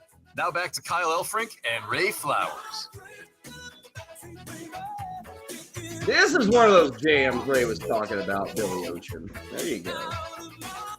Maybe his biggest hit. Even bigger than Caribbean Queen, I think. You got it right that time, Kyle. Good job. Yeah, well, my Billy Ocean trivia is a little weak. I'm glad you were there to correct me. No doubt about it. We welcome you back to what we're doing here. What are we doing? We're doing lunch money. You heard the Guardians radio call. Jose Ramirez with a big home run, 2-run shot. We are just about ready. In fact, we are underway between the Yankees and the Guardians. Game 2. The weather is perfect. The field has been drained. I know Ray Flowers will be very happy that they have cleared off the field. It's safe. It's ready to go. Let's see. We got Nestor Cortez and Shane Bieber. Who'd have thunk it, Ray, that Nestor Cortez had a better year than Shane Bieber this season? Fair to say, right? I'm doing a series of write-ups over at fantasyguru.com. They're free to read, just kind of recapping a hit or a miss for every team. And Nestor Cortez had to be on that list. I mean, just absolutely remarkable what he did. He just fell just short of qualifying for the ERA title, but he was fantastic this season for the Yankees. Pitching today, trying to put the Yankees up 2-0. Looking at the lineups, the Guardians run out about the same lineup every single day, or at least the same players, but this one's a little different. Oscar Gonzalez is hitting 4th. So Josh Naylor, who was cleanup the other night, he's hitting 5th. Owen Miller's in there as a DH. Andres Jimenez is over at second base, batting 7th. And probably the worst hitter in baseball, Miles Straw. Well, worst everyday hitter in baseball, Miles Straw. He always makes that lineup. He's batting 9th. As for the Yankees, doesn't look like any changes here. They still have Judge, Rizzo, Torres at the top. So we'll keep our eye on that one. Guardians and Yankees just underway. Stephen Kwan already has a hit. And I still don't think Stephen Kwan has swung at a pitch this year and missed it.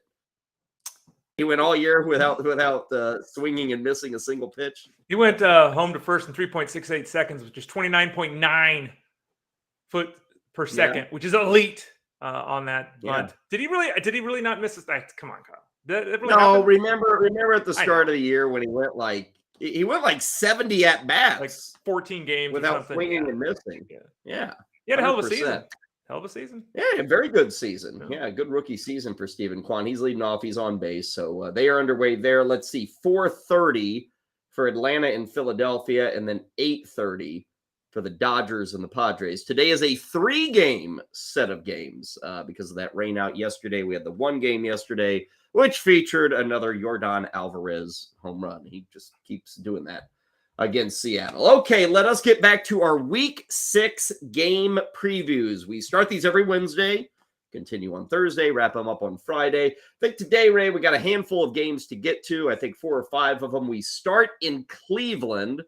The Patriots are on the road, taking on the Browns. Browns a 2.5-point favorite. Over-under comes in at 43. We'll start with the prop, Ray. What are you looking at? Favorite prop between the Patriots and the Browns? Yeah, I said this was last week, or maybe it was Monday. Was it Monday about David Njoku? It's like, you got to be in at this point. And he's clearly the number 2 receiving option on this team. I know the matchup is not a good one for the Browns. I get it. But for a guy that is out there catching 5 passes for 70 yards every game, a prop for 38.5 yards, I'm in. It's only a minus 120. So, 38.5 yards, Kyle, that's barely half of what he's done the last 3 weeks. Patriots be damned. It's getting to 40 yards. Okay, look at this. All of a sudden, we're betting on David Njoku. That's where we're at. How you have turned a leaf, Ray Flowers. My gosh, that's true. That's the positive. I'm going to go with, it's a pretty simple one, but it's got a good payback. Cleveland to cover the 2.5 and the game to go under. So again, that over-under is 43. I look at these 2 offenses, and I think it's going to be a grinded-out affair. I think it's going to be a lot of Nick Chubb. It's going to be a lot of Ramondre Stevenson. Not going to be a whole lot of Brissett. Not going to be a whole lot of Zappy. That ain't going to happen. So, Ray, I'm actually going to go the under here, and again, the 2.5 points, plus 250 if that happens. You think both those things? You feeling both those things on the spread and the over-under? Yeah, plus 250 is really, I'm not going to. If it's a toss-up, I'll take those odds, right? It's not bad. Yeah, it's not bad. Am I missing something on the offense? I think this is just like a lot of running come Sunday between these 2 teams. I think that has to be the way you read it, yes. It's likely to be a grind them out kind of a game. It may be low scoring, of course. As a result, you can't look at either team and think, 250 and 2 is likely to happen. So, yeah, it's going to be a lot of running, trying to control the clock, let the defense win the game kind of thing. Who's your player to watch for this one on Sunday?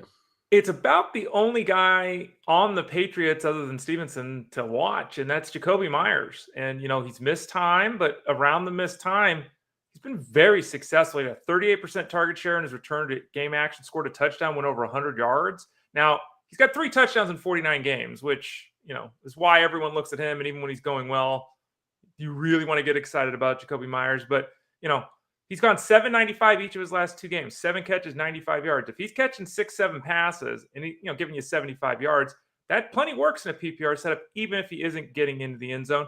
And by the way, he actually did score in the last matchup as well. So I'm watching him this week. He's the best guy to have, right? On of the receiving core. I mean, probably even more so than Devontae Parker. And I know nobody's excited for Patriot receivers, but he'd be the guy to have, I think, of all these dudes. Absolutely. Totally agree. Yep. Yeah. My guy to watch is Stevenson. And, Ray, last week was huge. 25 carries, 161 yards. It's worth noting he's been almost double-figure carries in every single game this year, even before the injury to Harris. Before that game, and again, we had 25 carries last week, but before that, Ray, you're talking about, 43 carries in the first 4 games. So he has averaged double-digit carries even when Harris is healthy. I would suspect 15 to 20 carries is probably coming down the trap for him this week. If you look at his career, and again, it's 1+ year, but when he gets 10 carries, Ray, it's pretty good. It's usually a touchdown or so, not a lot of touchdowns, but there's usually a few sprinkled in here. But the yardage is pretty strong. So I kind of think Stevenson's in a good spot. I don't love this matchup, but it is a solid matchup for Stevenson. So I expect some big numbers there. On the flip side, I'm fading Brissett. And again, I think there's going to be a lot of running, so this is kind of an easy fade. I was looking at Brissett today, Ray, and it's pretty wild. And this goes to a team knowing what they are and sticking to what they are. If you look at every game, Ray, it is crazy consistent for Jacoby Brissett in terms of how much he's being used and what he's asked to do. For instance, every single game is between 27 and 35 passes. Every single game this year for Jacoby Brissett, which not a lot of quarterbacks can say because they're all over the place. They go 45, then they drop to 28, but every single game, 27 to 35. The last 4 games for Jacoby Brissett, between 220 and 234 on the yardage. That's crazy in 4 straight games. Also, almost every game, 1 or 0 touchdowns, 1 or 0 interceptions, 1 or 0 sacks. Like, it's the whole thing. Very consistent for Brissett. All that being said, that consistency is not exciting to a fantasy player. So that's why I'm fading him, Ray. It's fine what he's doing, but they don't ask him to do anything. There's like no ceiling here with Jacoby Brissett. So he's my fade for this one. Yeah, my fade in this one, it's like, who do you fade? Everyone? Like, it was hard to pick out a guy. I went with Donovan Peoples-Jones, much to your point with Jacoby Brissett. If we've got Cooper being a useful piece, we got Njoku being a useful piece. Are we really getting 3 in this matchup through the air for the Browns? So Donovan Peoples-Jones is the guy I'm fading. But again, who's starting him? You're got to be at a 16-teamer, where 3 wide receivers start. You got bye week and injuries. Like, I get it. He's a guy that I'm very intrigued with. If Deshaun Watson ever does return to the NFL. If it happens this season, I'm very intrigued what could happen with Donovan Peoples-Jones down the stretch. But right now, I'm fading him this week in the matchup. Watchability, I'm hitting it with a 2, the dreaded 2, which I will note for last night's game, I gave that a 2 as well. So understand what I'm saying when I give a game a 2. It means I'm not all that interested. How about you, Ray? That too. Let's just hope it's a better football game than last night. Let's keep our fingers crossed. Yeah, I think it will be. I think we're safe there. Let's move to another game that on the surface, Ray, doesn't look all that enticing. Jacksonville at Indianapolis. What is enticing, Ray, is maybe we were wrong about the Colts and maybe we're wrong about the Jags. Maybe these are 2 ships passing in the night and Indianapolis is headed to the bottom of the South and Jacksonville maybe can get to second in the South. I don't know. They're going to be in Indianapolis this week. Colts are favored by 2. Over-under is 42. It is difficult for me, Ray, to prognosticate this game. Like, I don't know what's going on with the Colts. Like, I look at it and it should be fine. They should be moving the football, but they're not. And it sounds like Jonathan Taylor is going to be back. That's great. But the Jaguars are kind of the same boat. We feel good about them. We feel awful about them. We think Trevor Lawrence is improving. We think Trevor Lawrence has regressed. Both teams are really tough, difficult to kind of pin down for this matchup. They are, and the Jaguars somehow have this recent run of beating the Colts. I mean, it was 24-0 in the first matchup. They throttled them. We were all shocked by that. The Colts, on paper, according to, I think, every single person in the known universe, were a better team coming into the season than the Jaguars. It's not how it's playing out every week. There's been strong performances at times from the Colts. There's been really strong performances from the Jaguars. There's been bad performances from the Jaguars. It's all over the map. It's a really interesting and intriguing game because of a lot of these reasons, but it's very difficult, to prognosticate. The only thing I feel kind of good about, Ray, is Matt Ryan is probably an under bet on the yardage prop. It's 244.5. And I am taking the under. I'm kind of surprised the number is that close to 250, considering how this offense has looked and how they have played. Now it's minus 130 on that under 244.5. So you're going to have to put a lot of coin to really get a payoff there. But I did throw it out as my favorite prop, Ray, just because it's bad for Matt Ryan right now. He kind of looks shook in effect with Matt Ryan. What's your favorite prop in this game? Yeah, offensive line not helping him out at all, right? I think my favorite prop is going James Robinson, and everyone was excited about James Robinson when the season began, right? Well, they weren't excited. They didn't care about James Robinson much. Then they were really excited after they started playing the games, and now they're kind of lukewarm on him again.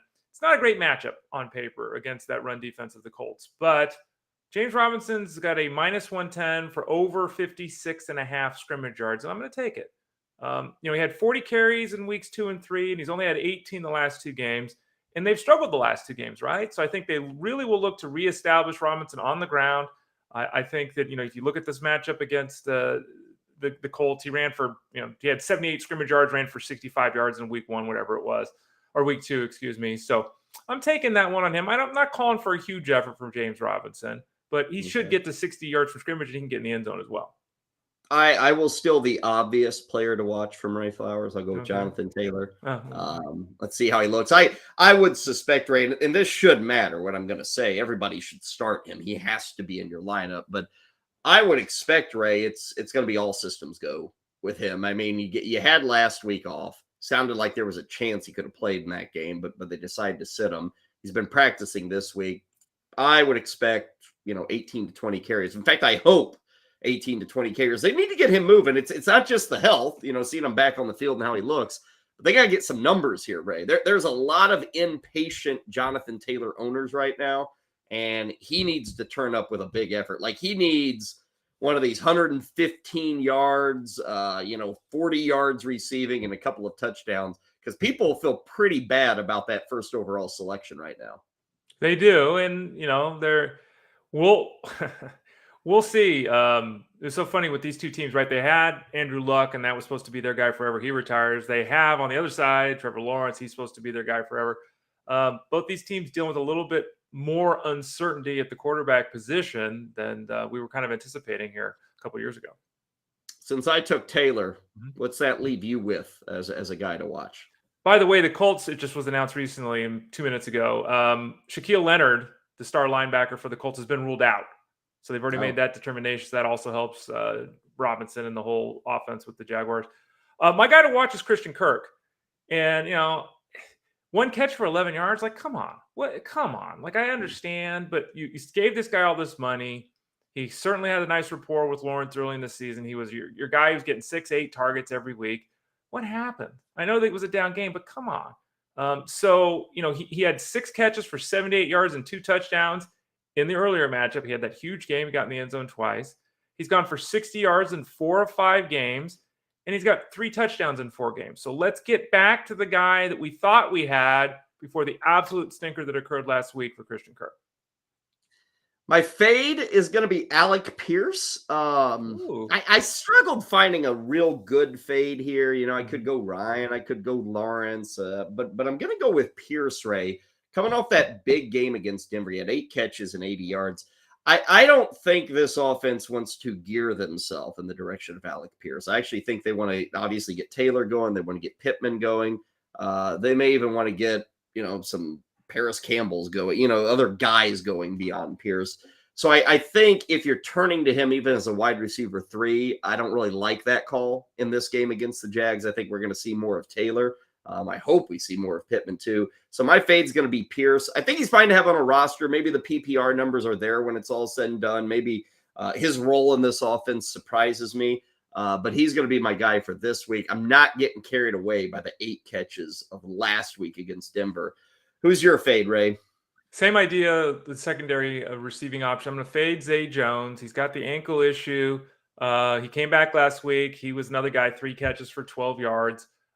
2 games under 25 yards this year, 2 games over 65 yards this year. So he's been up, he's been down. He only caught 3 passes for 23 yards in the week 2 matchup. They got a lot of guys. They could throw the ball to Robinson. They could throw it to ETN. They could throw it to Ingram. They Marvin Jones. So I'm fading Zay Jones this week. Watchability for the Jags and the Colts, Ray. It's not Commanders Bears, is it? No, it is not. Okay. I go into 3. I'm doing a 3. Yeah. I could have done 2.5, but I went for the. That's what I did. Round. I went 2.5. Okay. Yeah. I docked a point because of Matt Ryan. It's just not the same Matt. It's just not the same Matt Ryan. Yeah. It's kind of sad to see. I'm shocked. I'm maybe not shocked. I'm very surprised, Ray, that this isn't working early on. Are you surprised it's not working? Oh, but so much isn't working. Taylor being out obviously is a huge blow. The offensive line has not performed well. They haven't got, other than Pittman, who the defenses know about. And I mean, I'm surprised. Yes, it's been as bad as it is, but you look at the offensive line and, Ryan, who's making turnovers and fumbling the ball at asinine rates, he can't do anything in the pocket because he's always under pressure. It's just like Justin Fields. It's like when you're constantly under pressure, you're so screwed. So I don't know, Kyle. I think that it's disappointing. The whole team is disappointing. I'm shocked actually at the ineptitude because I thought they were my pick to be in the AFC Championship. I might have picked them to win the AFC, to be honest. So yeah, it's been bad all around, and it's been highlighted by the play of Matt Ryan. Let's get one more game in here. Also in a dome race, so you'll love talking about this one. You don't have to worry about the conditions. Cincinnati and New Orleans. Bengals on the road. Bengals are a road favorite of 2.5 points. Now, I was talking about with the Jags and the Colts, Ray, it's kind of tough to call. This one's tough, too, on a Friday because, we talked about T. Higgins. Who knows? And then with the Saints, Ray, we may be looking at a lot more of Taysom Hill again. I mean, if these receivers are not out there on Sunday, Ray, why wouldn't we see a load of Taysom Hill again? I know you're down on Hill, you're not spending on Hill, but honestly, Ray, aren't we going to see a lot of them this week? Probably. Yes. I mean, especially like you're saying, if everyone's hurt, they have no choice. I mean, it makes that very clear. On the other side of things, well, the Bengals know to prepare for it too, right? So it'll be different than last week when we were talking about the Seahawks didn't seem to know what the hell to do when he was on the field. The Bengals will know what to do when he's on the field, but we might see a lot of it this week because of the lack of health in the receiving corps in particular. I was going through the props and I didn't love anything in this game. And again, there aren't a lot of props out there just because of the uncertainty of both offenses. So we're not seeing books really put out a lot because we don't know who's catching passes. We don't even know who's throwing passes yet in New Orleans. It may be Winston, it may be Dalton, it may be Hill. So like the prop market is a little thin on this game. About the best I could do, Ray, maybe you found something, but the best I could do is Alvin Kamara under 65.5 yards rushing. That's where I'm going to go on this one. He was over 100 last week.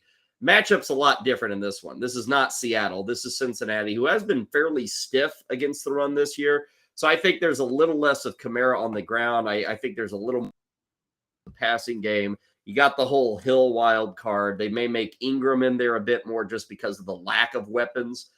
You may see Kamara lining up more as a receiver in this game than a running back. So I'm going to go the under on the 65.5. That's a minus 115 right now on that book. What do you got as your prop? I got a backfield guy. I got a minus 115 as well, but I'm going Joe Mixon to go over 55.5 rushing yards. I don't know how many people realize this, but Joe Mixon leads the league in touches. He's averaging 23 touches a game.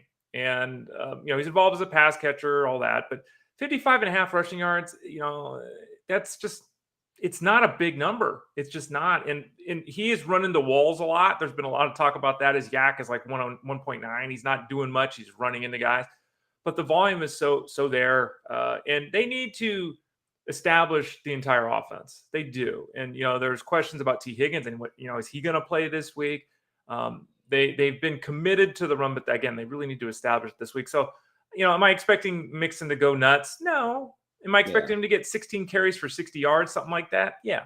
That's a low number for him, isn't it? Very low. Yeah. Yeah, under 60 yards for Mixon. Maybe they know something we don't, but yeah, I like that call there. Player to watch, I foreshadowed it. It's Taysom Hill. Ray, you nailed it, and we brought this up last week. Cincinnati's going to know it's coming now. And Taysom Hill, the problem has been whenever they have given him more work, whenever they've asked for consistency, whenever they have used him more, teams know what's up. And they know that the options are limited. Now, this is not a call saying he's not worth starting as a tight end. Because of him getting the football and the passing and the throwing and where they use him, it's fine to start him at tight end. But I don't think, dynamite call, Kyle. It's not going to be like last week, people. We're not going to have 3 rushing touchdowns and a 4th throwing. But I wouldn't even count on one this week. Now, maybe he gets a goal line dive or something. It's hard to bet against that. But let's see if there's more to Taysom Hill than just the one-shot game, the surprise factor, if you will. We'll see if there's more meat on that bone. I don't think there is, but he's the guy to watch to see if there is. Who's your guy to follow? Taysom Hill. It has to be. With the guys that are injured and all that. Higgins, Thomas, Olave, Landry. We start peeling a Winston. We start peeling these guys away, and it's like you end up with Taysom Hill, and it's like you're saying. There are people that will be playing him this week, and we'll see how it goes. Yeah. But remember, he's averaging 22% of the snaps, and he has not had a single game this year where he's played 25 snaps. So, if he's not getting in, even if he's being involved, if he's not getting in the end zone, what are you getting? You're getting 8-9 points. You're getting like every other tight end. So be very cautious with him. I know a lot of people made the decision to go all in, and they're rolling him, and we'll see. But he's definitely the player to watch in this game. My fade, Ray, and this goes for any of the injured guys that perhaps make it onto the field, or even if they don't make it on the field, talking about Landry and Thomas and Olave, I'm fading all Saint receivers. So, Ray, I would suspect, let's say we wake up Sunday morning, all 3 of these guys are out. I'm telling you now, Ray, on Twitter Sunday morning, you're going to be getting questions about Marquez Callaway and Traquan Smith, right? They're going to be coming. For sure. Yeah. Mm-hmm. They will be coming your way. Now, I get it, desperation. Keenan Allen owner, Rashad Bateman owner, maybe something's happened. You got bye weeks, all that stuff. But, Ray, I'm not feeling any of these guys. I'm not going to jump on Callaway or Smith or any of the injured receivers. I'm just kind of fading every single Saints wide receiver. Now, they can catch things, Kamara and Hill, and those guys, maybe Troutman, all that. But the wide receivers, Ray, I think it's very minimal, even if like some of these low-end guys get a lot of playing time on Sunday. Yeah, I think that's fair. And I think, isn't that an interesting group? Because they all kind of blend together. It's like, who is who really? Is that just me? Or is it like, do you have to like Traquan Smith? Yeah, like, I don't know. That's the one team where all the receivers, once you get past those top guys, like the other secondary guy, I'm like, they're all the same. Are they? Don't forget, who is it? Deontay Hardy, Ray. He's also on the list. Yeah. Who's your fade? My fade, it's tough to fade Hayden Hurst because he's been so effective. He scored a touchdown in a couple of games. We talked about T. Higgins and the uncertainty of what his role is going to be this week. If he'll even play this week, I guess it's going to be a game time decision, it looks like, with him. But I'm going to fade Hurst for 2 reasons. One, he has scored a touchdown in 2 straight games, and playing the odds, a touchdown in the 3rd straight game, it's pretty tough for a tight end. Secondly, though it's not exactly a murderer's row of tight ends, the Saints have not allowed a tight end to score a touchdown yet.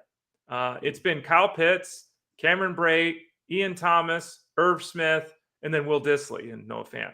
So Will Dissly's a touchdown maker, Ray. He's a touchdown maker. Didn't get one last week. So, given that Hurst really needs to get in the end zone to separate himself, given the matchup, given the fact that he scored 2 weeks in a row, I'm going to say to fade him. Again, not just like with Taysom Hill. I'm not saying you can't play Hurst. I'm just saying fade him if your expectations are a top 5 effort or something like that this week. This is another rather ordinary game to me. It's a little better maybe than the 2 previous. I'll come in at a 3 on the watchability for the Saints and the Bengals. Yeah, I'll come in at a 2. I think it's a little less, but yeah, to your point, I mean, again, there's storylines and there's fantasy options here, but with all the guys beat up and, I don't, maybe it's me too. I watch games in the Superdome or whatever the hell they're calling it now, and it just looks like visually. I'm not, you've been there, I know, and everything, Kyle, but I'm just a 2. I have been to the Superdome. In fact, the last time I was there, this is ancient history, but it was a game that everybody remembers. I was at the Super Bowl between the Patriots and the Rams when Vinatieri made the field goal.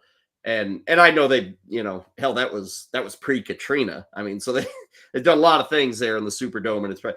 But one thing that hasn't changed is it is huge. It is massive, man. It is just gigantic. It was one of those stadiums you walk in like, oh my Lord, this place is big. And maybe the roof helps too, that giant arching roof that you can see there. Huge place though, and a fun game. Maybe I don't know. That may be the best game, Ray, I've ever seen. Wow, In sports, considering that was the first Brady Super Bowl title. You were covering that game, right? Yeah, I was covering it early.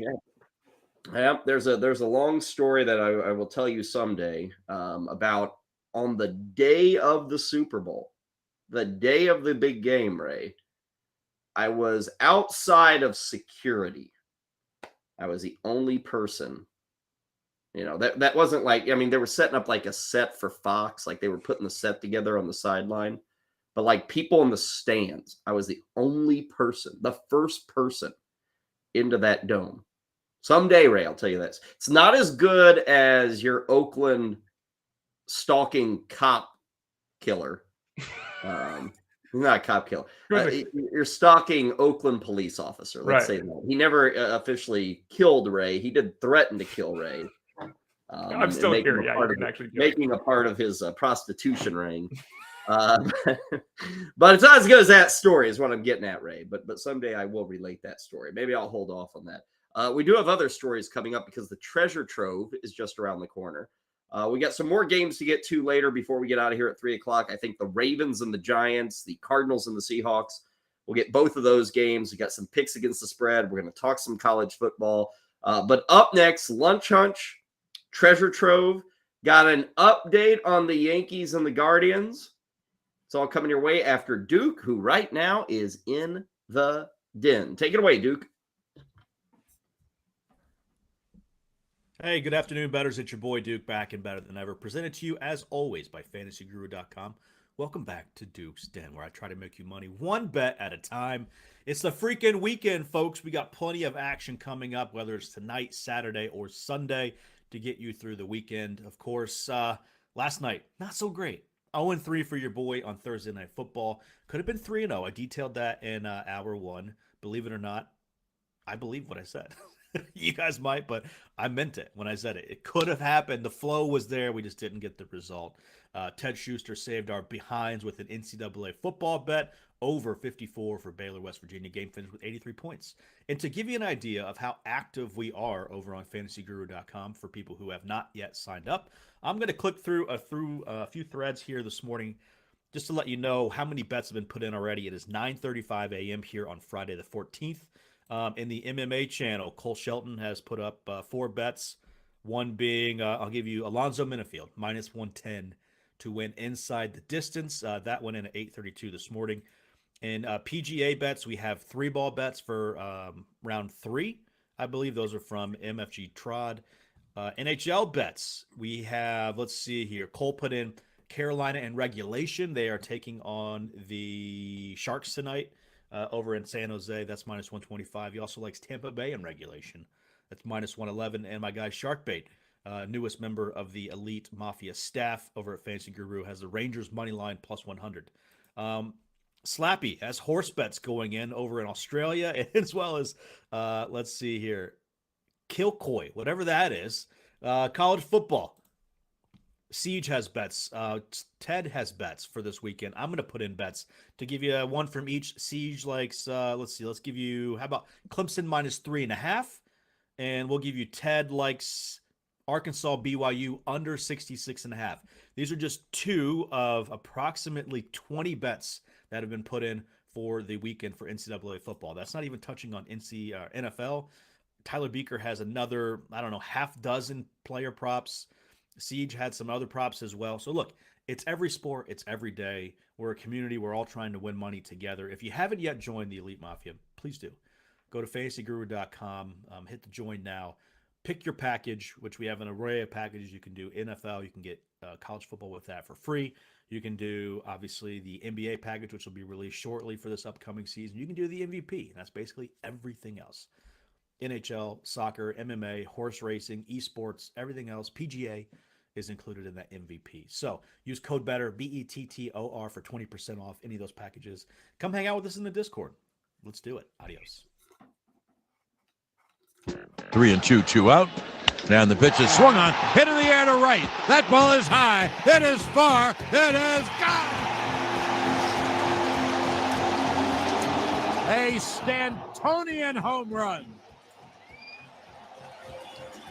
Giancarlo non si può scappare.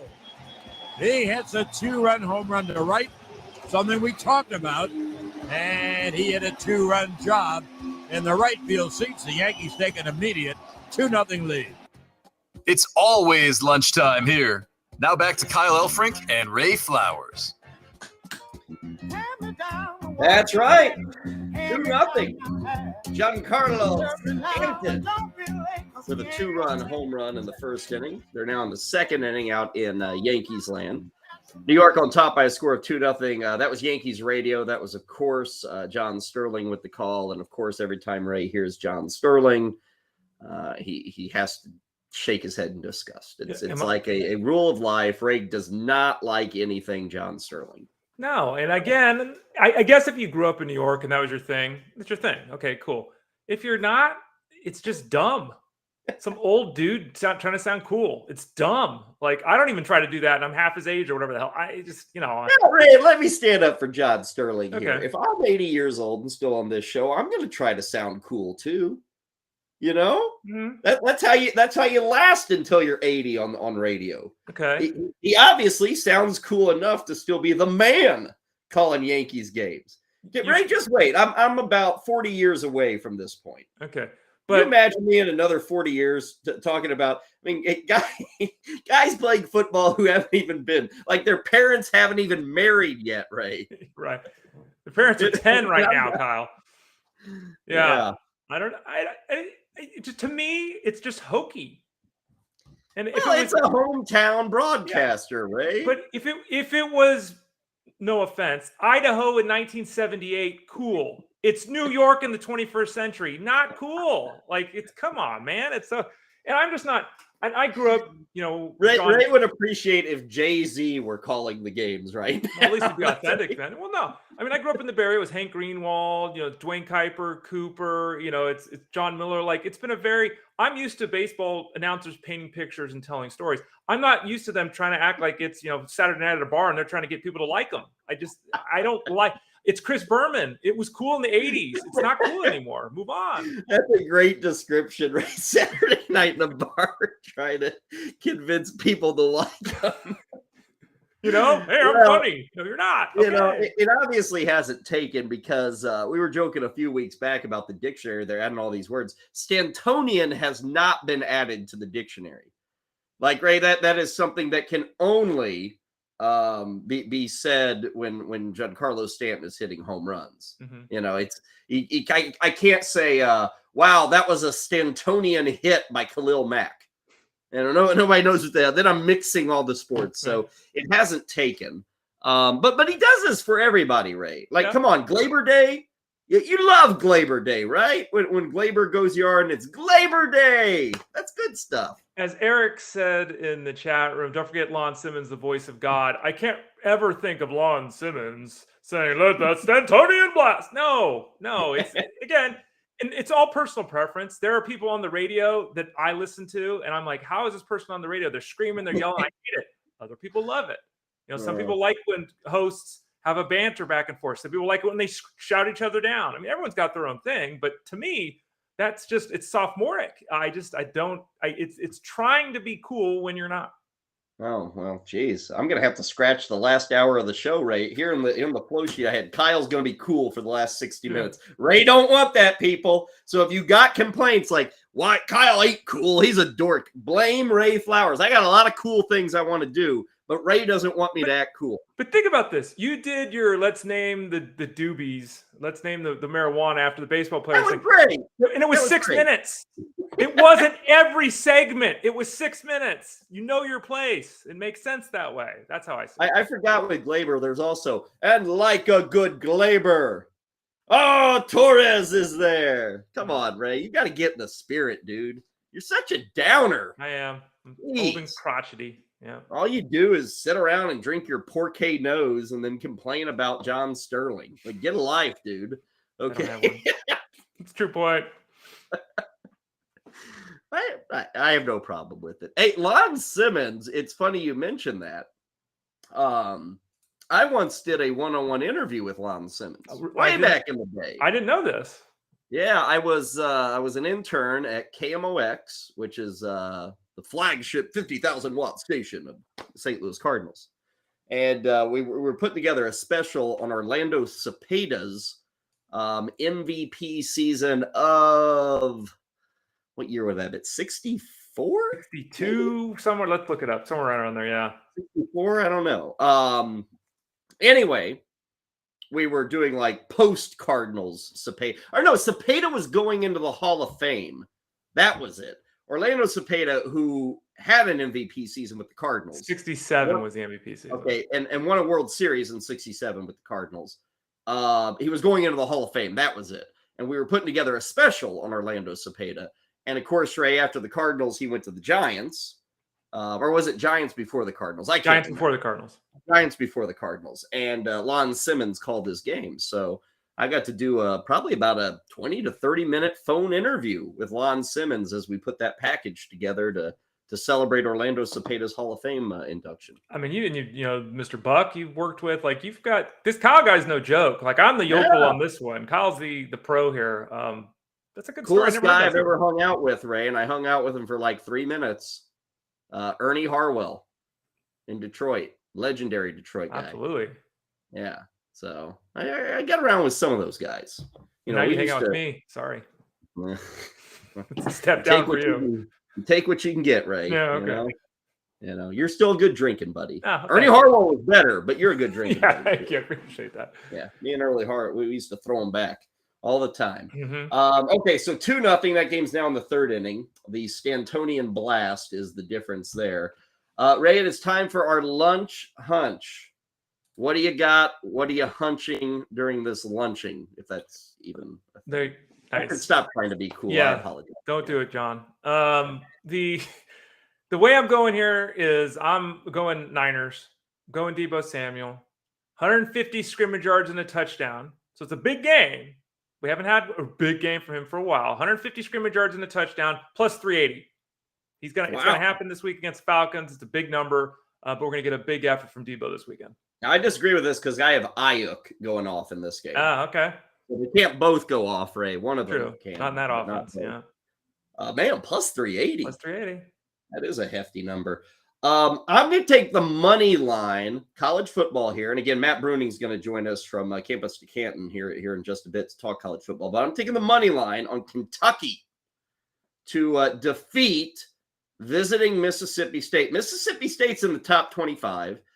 They're favored by 4 in this game. They've won 3 straight. All 3 of those for Mississippi State have been home games. And they have been impressive wins, no doubt. They're 5-1 on the season. But it's going to change this week. Will Levis is the QB for Kentucky. Big game for him. I think he's healthy now, back and ready to go. Kentucky's one of these teams that is, they're going to be top 25 pretty well all season. They are the home team here. I like the money line. Money line is plus 150 as Mississippi State goes on the road. So give me Kentucky. They will take care of business. Even the plus 4 is not bad. Now the payoff's a lot less, minus 110, but I'll go straight for the victory. Kentucky plus 150 to drop Mississippi State. Okay, so Ray, we got the lunch hunch, got the game update. I believe it is time for our treasure trove. It's treasure trove time, Ray Flowers. Each and every week, you and I jump into the treasure chest that we have at our households, and we find something that may be damn great. It may also be damn junk. I don't know, but we think it's a treasure trove. It is nice. and personal to us. Mm-hmm. It's part of the collectible stuff that we do here on the show. Ray, what is your treasure trove item for this second full week of October? I will absolutely admit that this is likely to be the worst one I share. Really? Worse than that Madison Bumgarner Darth Vader ball? Well, that's Star Wars, so that's better.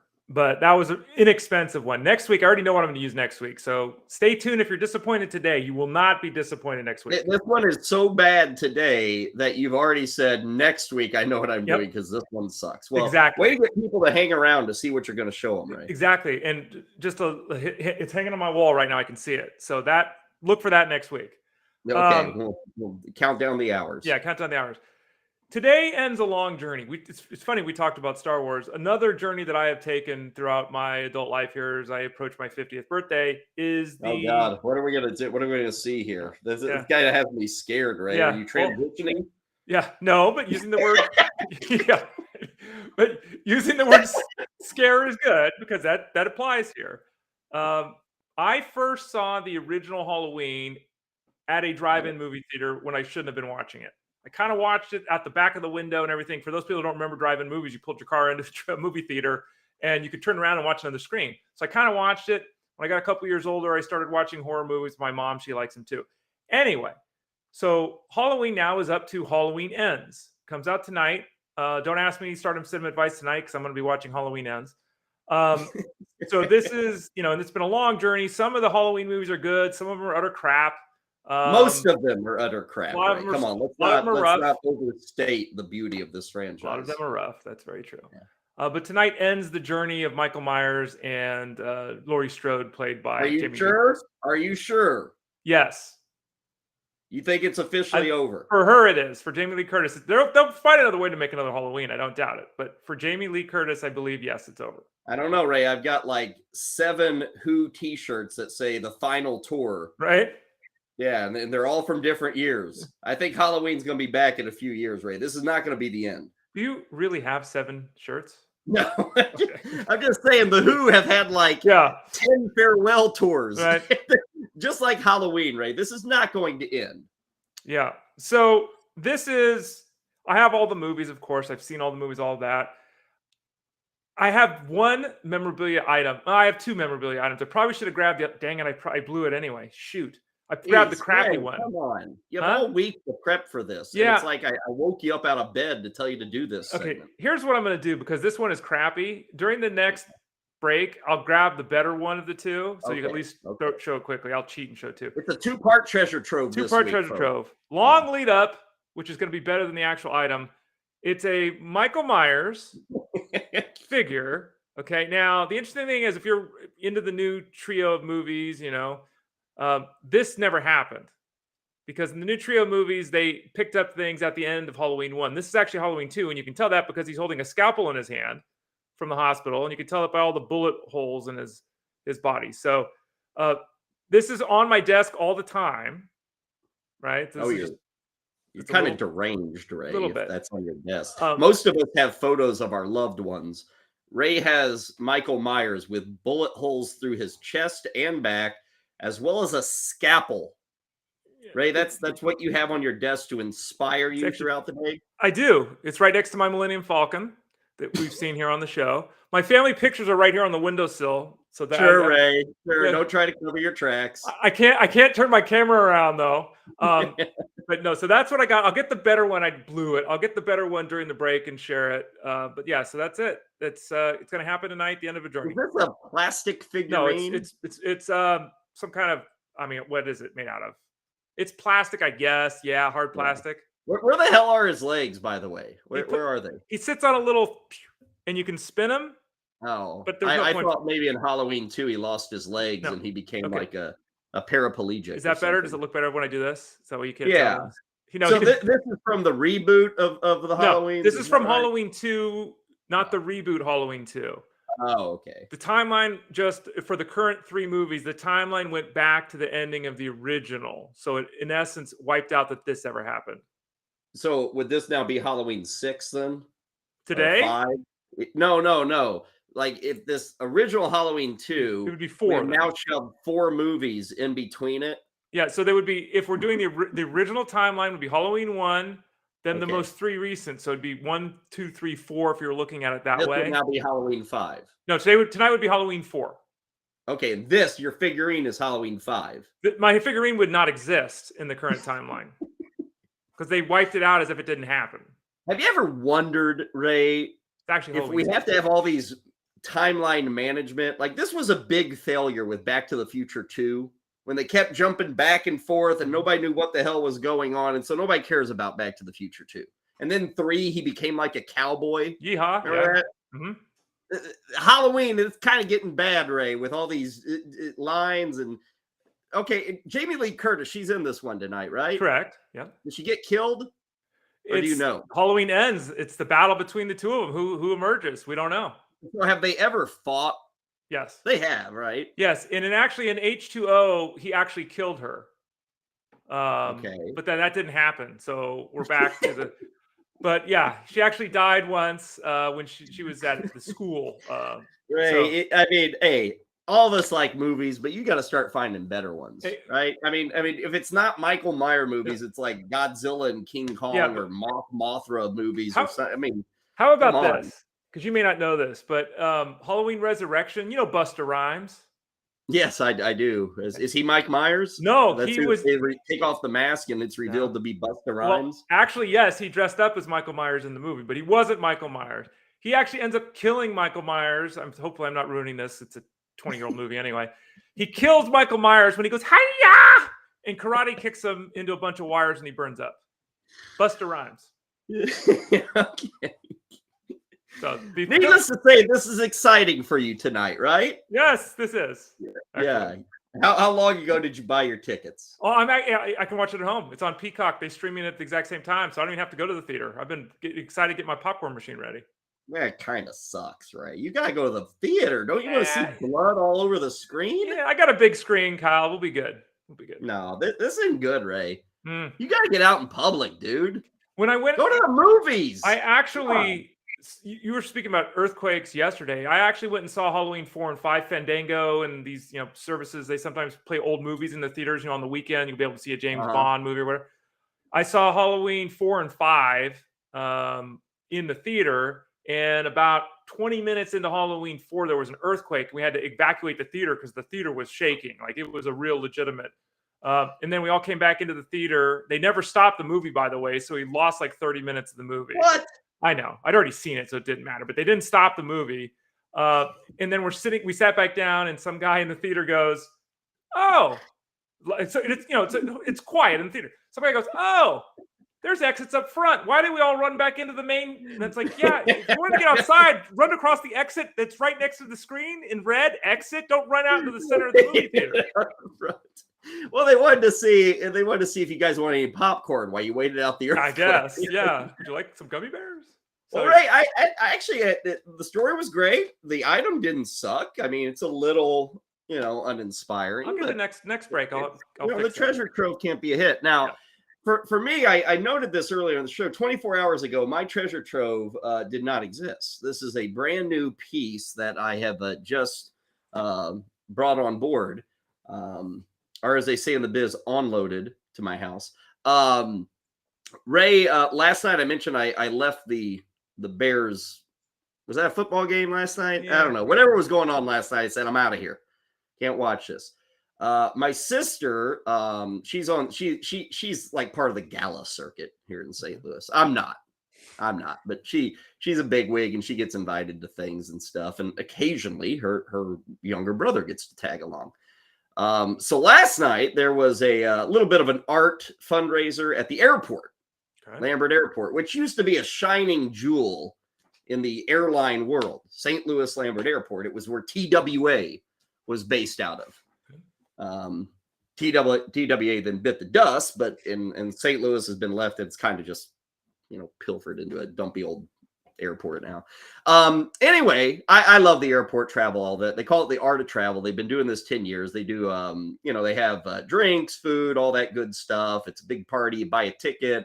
They have auction items and stuff. And what it is put together for is to buy art or present art at the airport. So when people come to St. Louis, they're not greeted by rundown industrial buildings. They're greeted by art because for a lot of people, the first thing they know about a city is what the hell the airport is. Yeah, makes sense. And we don't have like some gleaming superstructure like they probably have in Tokyo.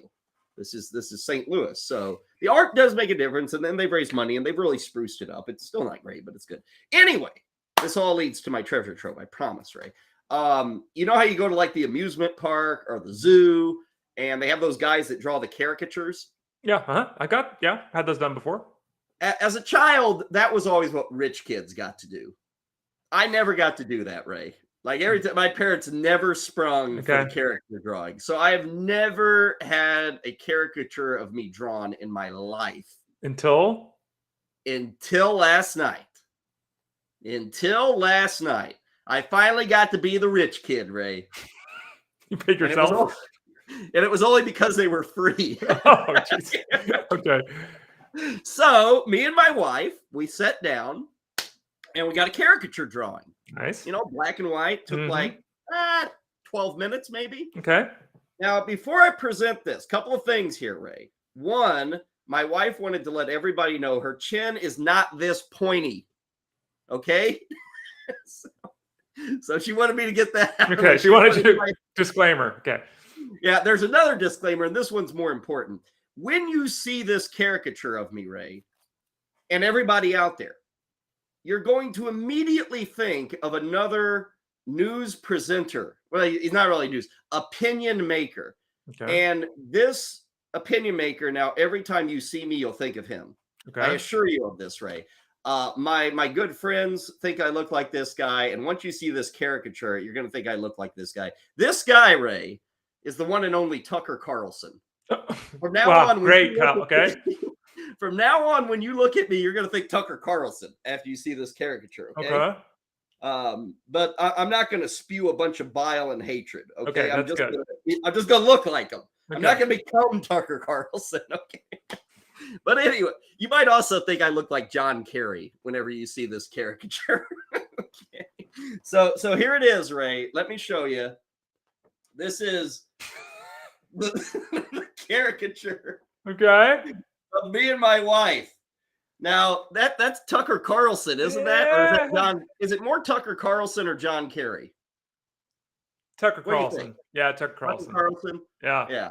Yeah, the nose. I see someone in the room. The nose. I mean, Ray, I'm not Tom Brady. Okay, I can only give the caricature artist. I don't think that nose is fair, is it? Is that nose fair? No, Ray? but it's I don't. I mean, I got a big nose, I guess. Your nose is not twice the size of your mouth. No. Why don't we talk about my wife's pointy chin? Look at that thing. Come on. It's like Joan Rivers. Yeah, what's going on? It's well, the chat room says it looks like somebody's mule. Yeah, that's Wookie. We have the hair is on point. You look like a young John Kerry. You have a strong chin. So anyway, I finally got a caricature after all these years, Ray, and that's today's treasure trove. I would say, knowing both of you, that it does look a little more like you than her. If I had to, don't you think? Yeah, I think mine's a little more fair. Yeah. But I'm a little more caricature friendly, Ray. Was she worried about her big ears more than her big chin? Or those earrings? Those are earrings. Okay, all right. Just want to make sure. Come on, Ray. Well, I'm just what do you think? I married an Ewok? No, I've met her. I'm saying that it's an art. I would know that. That's why I was asking if she'd be more concerned about that than the chin. No. I mean, she has to answer everybody's questions. Like, dude, you married a John Kerry? Yeah. Aren't you 50 years younger than John Kerry? Yeah. I'm also billions of dollars richer. Woohoo! Heinz ketchup. Anyway, that's my treasure trove.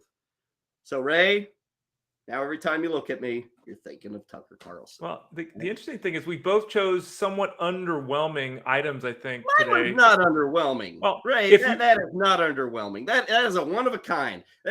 This is one of one. What do they call it? This is a NFT, non-fungible token, right? Right. NFT right here, this sucker. That's a one of one that should be signed by Kyle Elfrink, and then it is signed by the artist, AJ. Yeah, well, it should be signed by Kyle Elfrink. Yeah, I don't know what her last name is, but AJ is the artiste. Get in the Game wants us to get one together. Next time we're together, wants us to do one. I think one's enough for me. I don't need to like do this again, Ray. I mean, It's not going to become your thing. I mean, it can only go downhill. I mean, I'm going to look like Ted Kennedy by the end of this thing if I let another character artist get a hold of me. So, all right. Yeah. Okay. Well, there you go. Ray's off to Halloween Ends, which won't be the end because they all know I'll make another one. And there's my one and only caricature. There it is. I didn't know, Ray. I was just looking at this. I didn't know everywhere I went that like lights sprayed out above me. I did not know that until this caricature was. Well, you're a star, so there's always, you're always lit. Just exactly. Covering up. There you go. That is the treasure trove. Ray says during the break, Ray, you're going to go get this other Halloween piece of crap? Yeah, I'll go get it. Yes, I'll go get it during the break. And also to tell you, just so, to your point, Halloween 3 was the last one that John Carpenter and Deborah Hill were involved in directly. But their idea after the first 2 Halloweens was to make a new Halloween every year, but have it nothing to do with Michael Myers. Oh. So they tried that in Halloween 3 and no one liked it. So they went back to Michael Myers. But they had this same idea with you, Kyle, that like you can't keep doing the same thing over and over again. So let's just do a new Halloween every year, but obviously that's not the direction that the franchise went. Yeah, we're all the better for it, Ray. No offense, but we don't need a bunch of Halloweens. Like I've never woken up on Halloween day and said, man, I wish there were a Halloween 47 for me to watch tonight. No, you're not Ray Flowers. Yep. Yeah, I am not Ray Flowers. That is probably the most honest thing you've said over the previous 2 hours. I am not Ray Flowers. Great point by The Rock in our chat room before we break. He says, if that's what it looks like for a free one, just think what it could look like if you paid for one. Rock, I have feelings too. Come on, look at me. Come on. I'm a sad sack loser. Please, come on, give me a break here.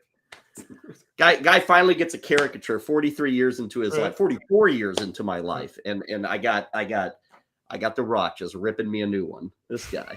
Ray, you're right. Social media is rough. See? Yeah. Social media. These are our people in the chat room here at BSN. Imagine what it's like out there. This is why I don't give advice. This is why I let Ray give the advice. Okay, break for us. On the flip side, college football, week number 7. Matt Bruning is set to join us. Campus to Canton airs tomorrow morning. We're going to visit with Matt, get you set for what's a pretty good Saturday of football. We'll talk about it next, right here on Lunch Money. Corey, Nando, and Friends, presented by Mayo Media on Bettor Sports Network. Offense is down this year, Nando. Yeah, it is. Offense is down this year. Definitely. Offense has been problematic this year. There's a lot of teams in the NFL that struggle offensively. Let me look it up right now.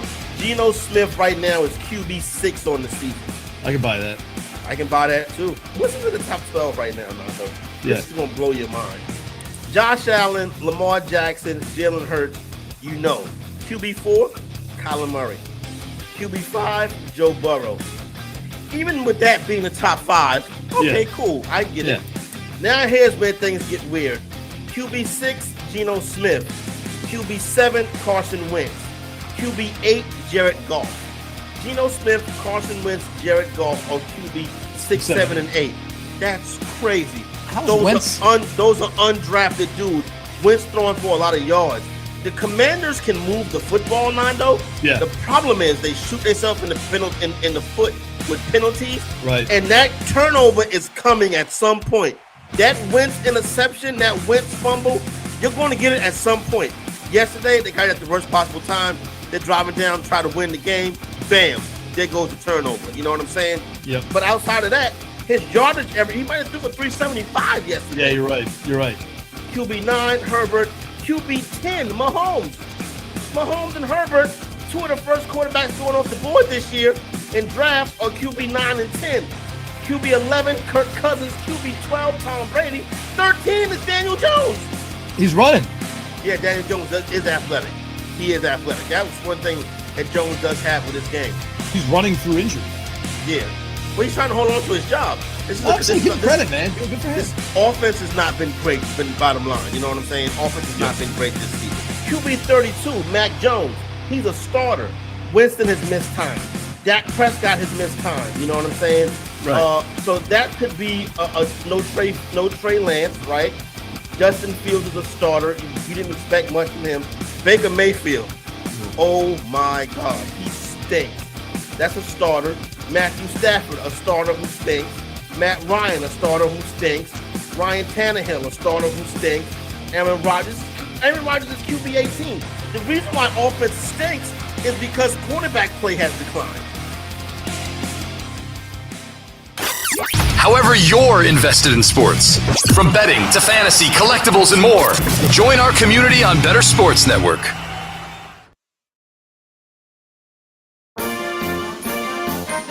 It's always lunchtime here.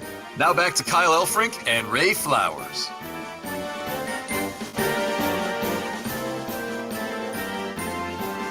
I think they're trolling me. I picked against Penn State, and that's the Penn State fight song. We welcome you back to Lunch Money. Okay, right. So this is the improved treasure trove. But by the way, people can go on Twitter at Bettor Network and comment about your caricature. So if people haven't done that yet, please do. Oh yeah, that's what we need. Commenting on my caricature. Yep. Mm-hmm. Really, we had to put that online so people could. We sure did. Yeah, it's going to be. You can't get rid of things once they're on the internet, right? Yep. It's on Twitter now. It's real. It's actually happened now that it's on Twitter. Yeah, this is a better one that I probably should have grabbed the first time around. It's obviously a Michael Myers bobblehead. It's the full body Kyle. He's got his legs. He's got the knife. He's got the pumpkin. The mask that he wore when he was murdering his sister when he was a child. The clown mask. Her tombstone. In the back there behind him too. It's kind of hard to see, but there's the tombstone. So this one is a much more complete retelling of Halloween 1. And it's a bobblehead, so it was much better than my previous version. It doesn't look all that fearsome in bobblehead form. Now, this begs the question, Ray, with Halloween Ends, like, is there a big, will we finally get to see him? Like, are we going to get to see his face, or have we already seen that? Well, technically, we saw it in Halloween 1 at the top of the staircase. You see his face for about 3 seconds because his mask gets pushed up and you pull. So he's, what was he, 18, 19, whatever, 21 years old, whatever the hell it was in the initial. So you saw him then.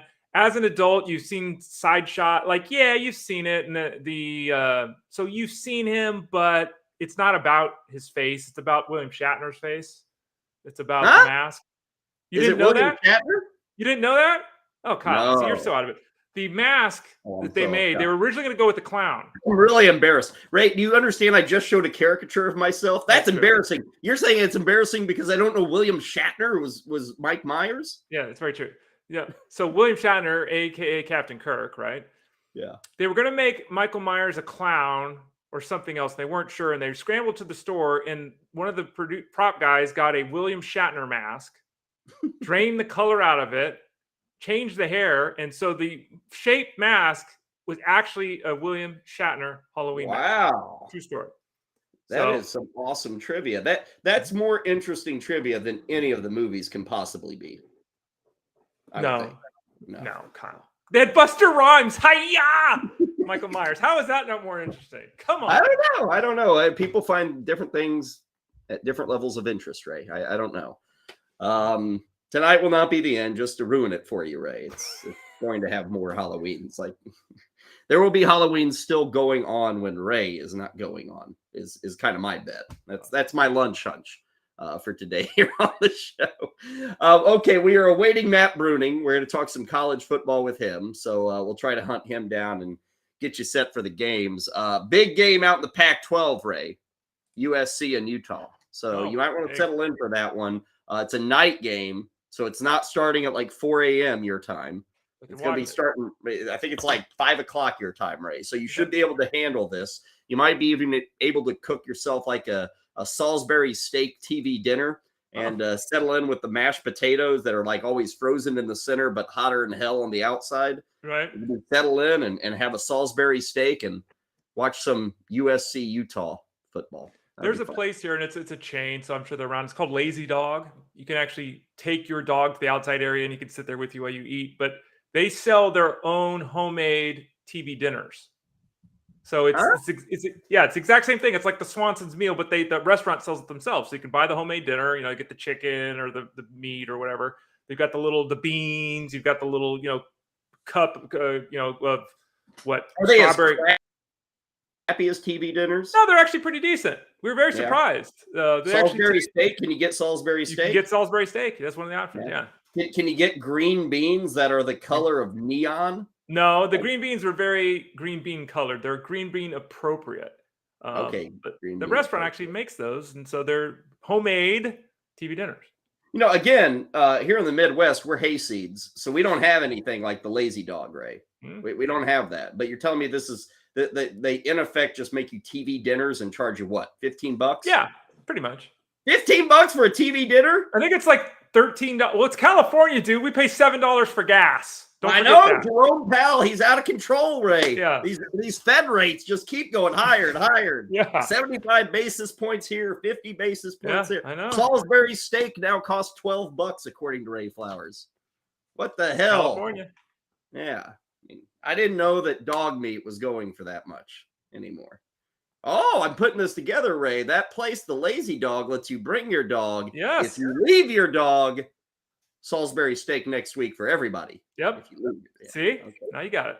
Okay. Well, enough talking about TV dinners, which I'm kind of, I haven't had a TV dinner since I was a youth, Ray. So I'm kind of feeling maybe I should pick one up. That's how they have their own beer there too. So we got a 4-pack of beer to go and the TV dinner. No, you know what? I'm going the banquet route. Okay. I'm going with a banquet TV dinner. See how that works out. All right. Good luck. I just want my potatoes frozen in the center. Everything else hotter than hell, but frozen in the center. That's how they always came. Okay, enough about us and TV dinners. Let's talk about stuff that matters. Let's talk some college football. That really matters. And this week really matters. We got some big games coming your way. Tomorrow morning, we will have Campus to Canton. It's every Saturday morning from 8 a.m. to 10 a.m. Joining us now, you can catch them on Saturday morning. You can also catch them with us. Matt Bruning is back on the show. Matt, good to see you. I don't know if you caught our conversation. I'll put you on the spot here. Yeah. Last time you had a TV dinner. Actually, that's what the holdup was. I was on this. I heard you guys talking about it. I was like, I got to stop really quick and grab one. I couldn't tell you. I've had Lunchables. We talked last week about my kids. I'll steal my kids' Lunchables all the time when I'm in a pinch. So. Well, we all need to have a TV dinner once in a while. Ray, I think next week on the show, we're going to eat one live on air. There you go. Yeah. I like this main course. Sounds like you like the sides. We'll give Matt the dessert. I love it. They usually have the little brownies with like the little M&Ms in them, right? I'm all for it. I'll take it. I'll take what I can get. Good call. Hey, main course tomorrow. I don't know where to start. There's a lot of good games, Matt. The first one I want to mention, I'm taking Michigan to not only win, but to cover the 7 points. They've got Penn State coming in. 12 o'clock Eastern is the kickoff tomorrow.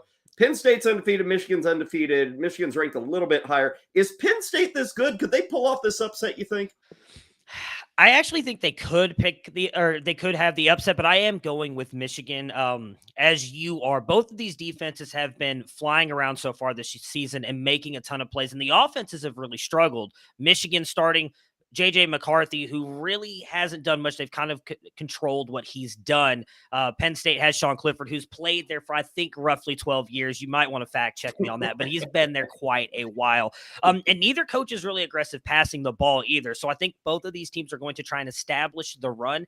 Now, Penn State, in my opinion, has the better running back, but he is a true freshman. He's kind of struggled the past couple of weeks, but Michigan has a better defense. So I'm with you on that. I would actually bet the under as well in this game in 50.5.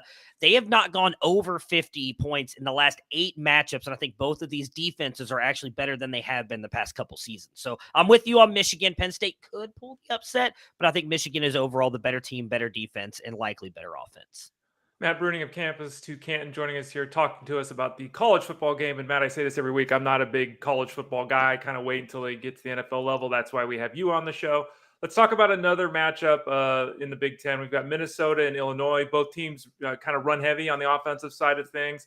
Ibrahim is kind of looked at as a guy that, hey man, look at those numbers. He's really putting up some stuff. Where is he at in terms of prospectum moving into the NFL? And talk us a little bit about the matchup as well. Yeah, so the matchup I think is going to be very interesting. Now, Illinois' defense has been kind of unproven. Now, they did hold Braylon Allen, who's considered by most in the college game to be one of the best running backs here, to just 2 yards in this last matchup. Minnesota's offensive line, I think, is better than Illinois', and I think Mohamed Ibrahim could come in here and put up some yards. I expect Minnesota to win this game. They are slightly better, and I do think that their defense has played better competition than what Illinois has played. As for Mohamed Ibrahim as an NFL draft prospect, I don't really know how to value him. He's not one of the top running backs, in my opinion. For fantasy purposes, we look at these guys and we want that receiving production. He hasn't done that much in the NFL. He's also coming off an Achilles injury. He tore his Achilles. We've seen how that's affected Cam Akers. Now, it hasn't necessarily affected James Robinson. So it's kind of, you don't know which way to go with that, but he's not an explosive runner. He's got incredible vision. He's incredibly patient. So I do think he will be drafted, and he's probably going to end up as like a Donta Foreman type running back in the NFL, but I don't think he's a guy that you're drafting in like the first or second round of your rookie drafts next year. By the way, C2 Decker says you got a sick polo on there, Matt. Thank you.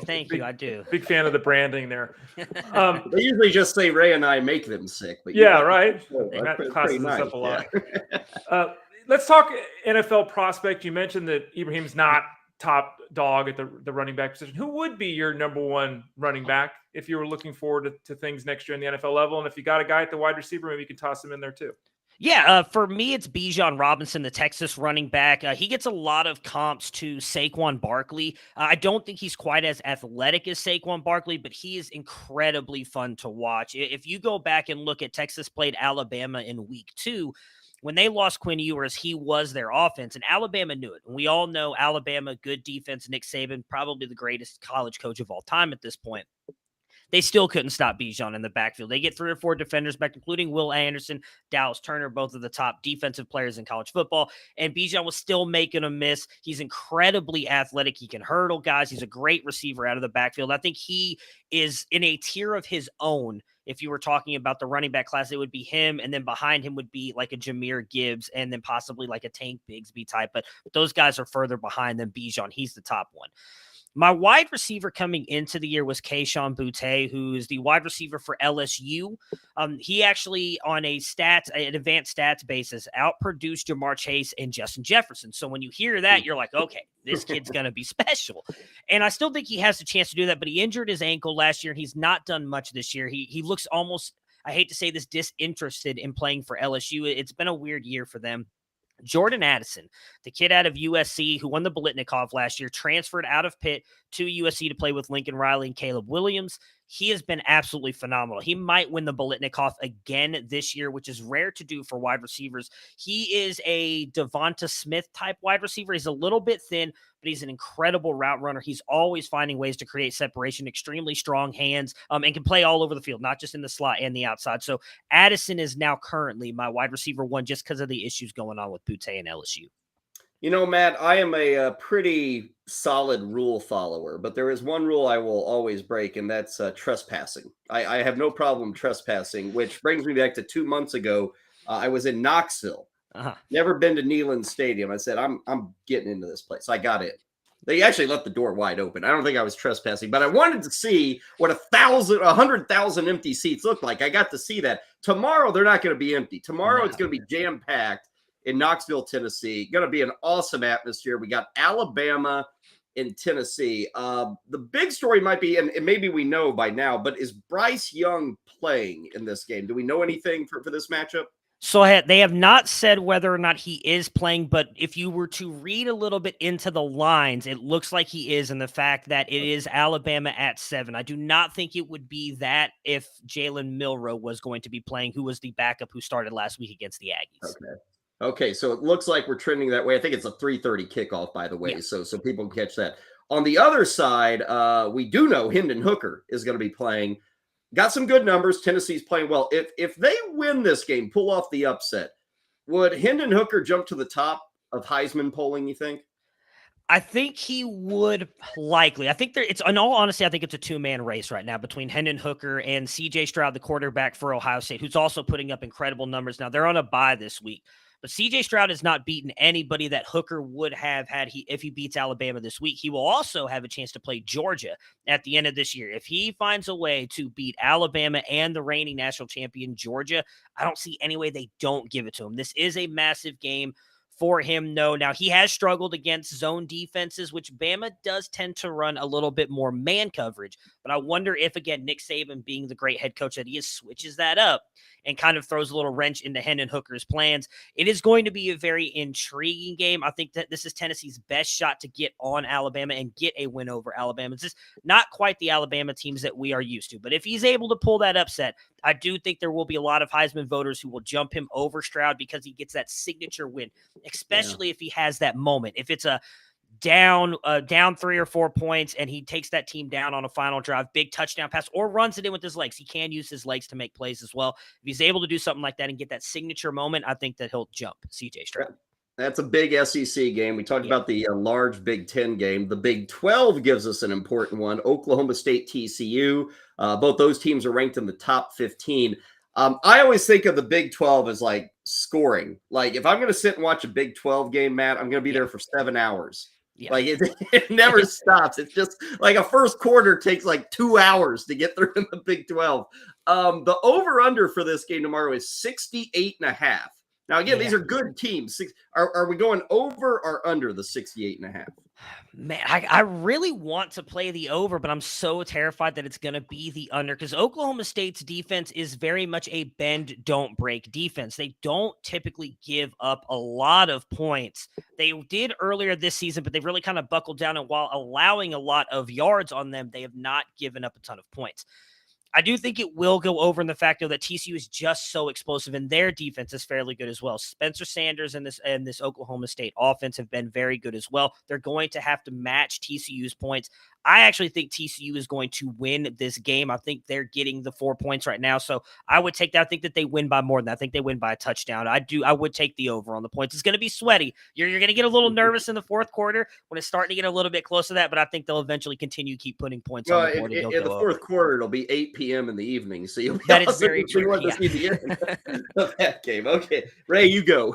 Yeah, Matt, question out here are USC continuing to win games. They're scoring about 40 points a week. They're facing Utah this week. A lot of people a couple of months ago were looking at Utah and thinking they might be a top 5 team. So this is one of the stiffest tests that USC has faced to date. Utah's got a good defense, though. So are we taking the offense of the Trojans, the defense of Utah? How do you see this game playing out? This is a very hard game for me to predict, if I'm being honest. Utah's been very Jekyll and Hyde this season. They came in. I was one of those people. You mentioned had them as a top 5 team. I picked them to make the playoffs. They're not making the playoffs now. They've got 2 losses. They've been really good, and then all of a sudden just been really bad, especially against a UCLA team that I don't think is even as good an offense as we will see this Saturday with USC. USC's defense, I think, is where the actual game will come from if Utah's offense can keep up with them. The USC's defense, is 119th in allowing explosive plays. So they're giving up a ton of explosive plays. They're allowing teams to extend the drives. They're 118th in defensive success rate as well, where USC can match Utah against their defense's special teams. Utah's special teams is horrible. USC has number 7 right now in special teams. So I think that's where they get the yards up on that. Caleb Williams in this passing offense, they're 4-1 against the spread so far this year, even being down against UCLA. I think I'm going to take USC for the upset, which is not something I thought I was going to say earlier this year. I really thought I was going to have Utah winning this game, but they just don't look like the more complete team. I think USC is the offense that's going to get it done.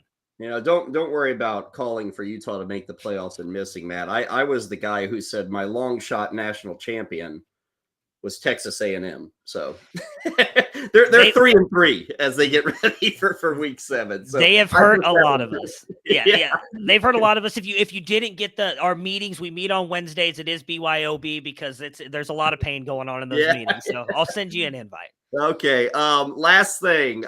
Is there an upset you like for tomorrow? Anything on the board that maybe tickles your fancy? There's 2 of them. So the first one, NC State, Syracuse is getting 3.5. Now Syracuse undefeated. You may think NC State coming in possibly without Devin Leary, their starting quarterback. You may say, oh, well, that's an easy smash. Syracuse offense has been playing really good. NC State still has one of the better defenses in the ACC and one of the best defensive fronts outside of Clemson. I think they're going to be able to slow down Schrader and Sean Tucker, one of the top running backs in this class as well, and end up pulling off the win there. My long shot one is Arizona against Washington. Washington. Arizona's getting 14.5 points. I still think you take that, but I also think there's a shot that they beat Washington. Washington has shown us that even though they started out 4-0 earlier this season, all those games were at home. They have just not been quite the same team, and Arizona can put up points with Washington. I think they might have a little bit of a better defense. So that is my long shot for the weekend. I love these visits, Matt. It helps Ray, helps us, the audience, me, everybody. We really appreciate it breaking down. This is a huge weekend. So, folks, if you haven't watched much college football, tomorrow's a good day to find that banquet TV dinner, maybe a few of them, and settle in for some good football action.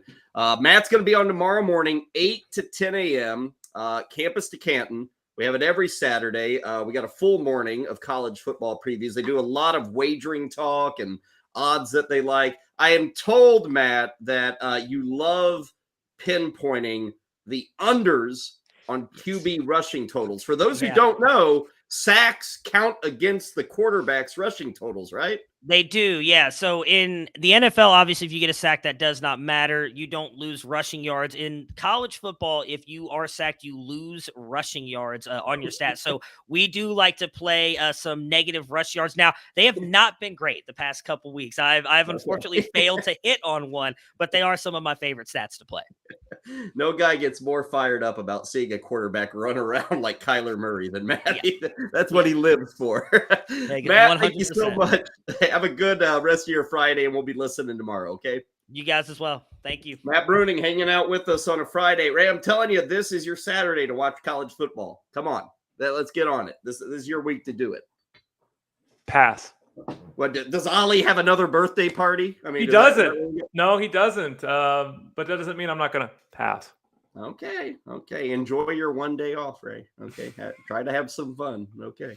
When we come back, we've got breaking news. Breaking news that will affect some lines, maybe. Breaking news that will affect your fantasy team.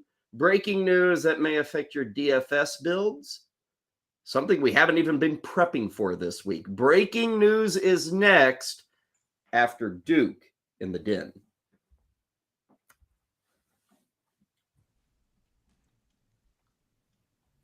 Good afternoon, bettors. It's Duke. I'm back and better than ever. Presented to you, as always, by FantasyGuru.com. Welcome back to Duke's Den, where I try to make you money one bet at a time. And last hour, I gave you like 1 million bets. I basically went through our Discord and just showed you how active we are in there with our members, bets in every single sport. Bets like Clemson -3.5, where we have some staff agreement between Ted and Siege. Alonzo Minifield -110 to win inside the distance. That's UFC, MMA, for you guys who don't know. Even some hockey bets, like Rangers to win from our boy Sharkbait. But we have it all. Every single sport's covered. I'm going to give you some bets of mine. I'm going to give them to you first, even before our members here.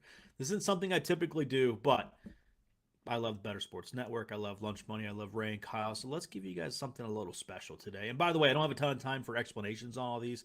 So if you have any questions, hit me up on Twitter at DukeDFS. Happy to answer any questions as long as they're respectful. But let's start bright and early Saturday morning. Let's go to the pitch. This is kind of a set it and forget it game. This kicks off at 7:30 a.m. I don't expect you to wake up and just see who's playing and bet it. It doesn't matter. The way these two teams play and the situations they're in within the league, they need goals here. Each of these teams has scored against one another in the last 4 games. Palace are the better team here, but Leicester at home, desperate for points. Leicester have been bad, but not bad at home, and they're giving up and scoring goals. So both teams have scored -145. A little bit juicy, so I'm going to take over 2.5 goals in that game. That's -115. So Leicester and who the hell are they playing? Crystal Palace, over 2.5. How about NCAA football? Let's go to the night. Friday night, we got SMU hosting Navy. They go down to Dallas here to take on the Mustangs. Navy's allowing 262 yards per game through the air. I'm guessing we go over that number today. Of course, they have no passing offense in the Navy side of things. So if they get behind, it's going to be hard to catch up. Reminder, SMU opened at -20.5.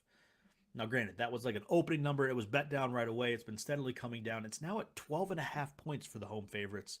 I think the market's just overreacted here. 20.5 probably too steep. 12.5 too little. Mustangs 9-4 against the spread at home.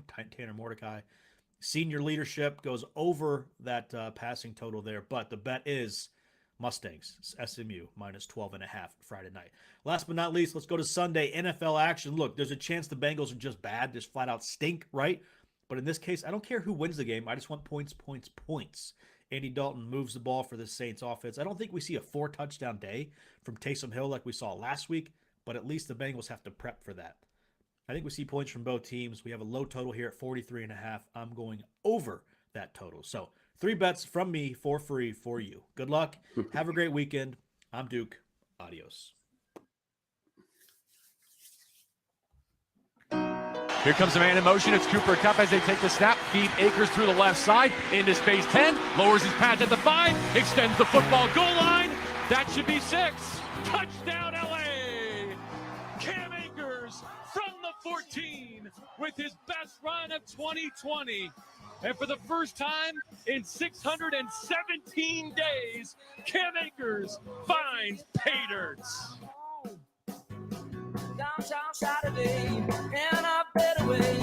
Rams Radio with the call there. We like to make a lot of claims, a lot of promises.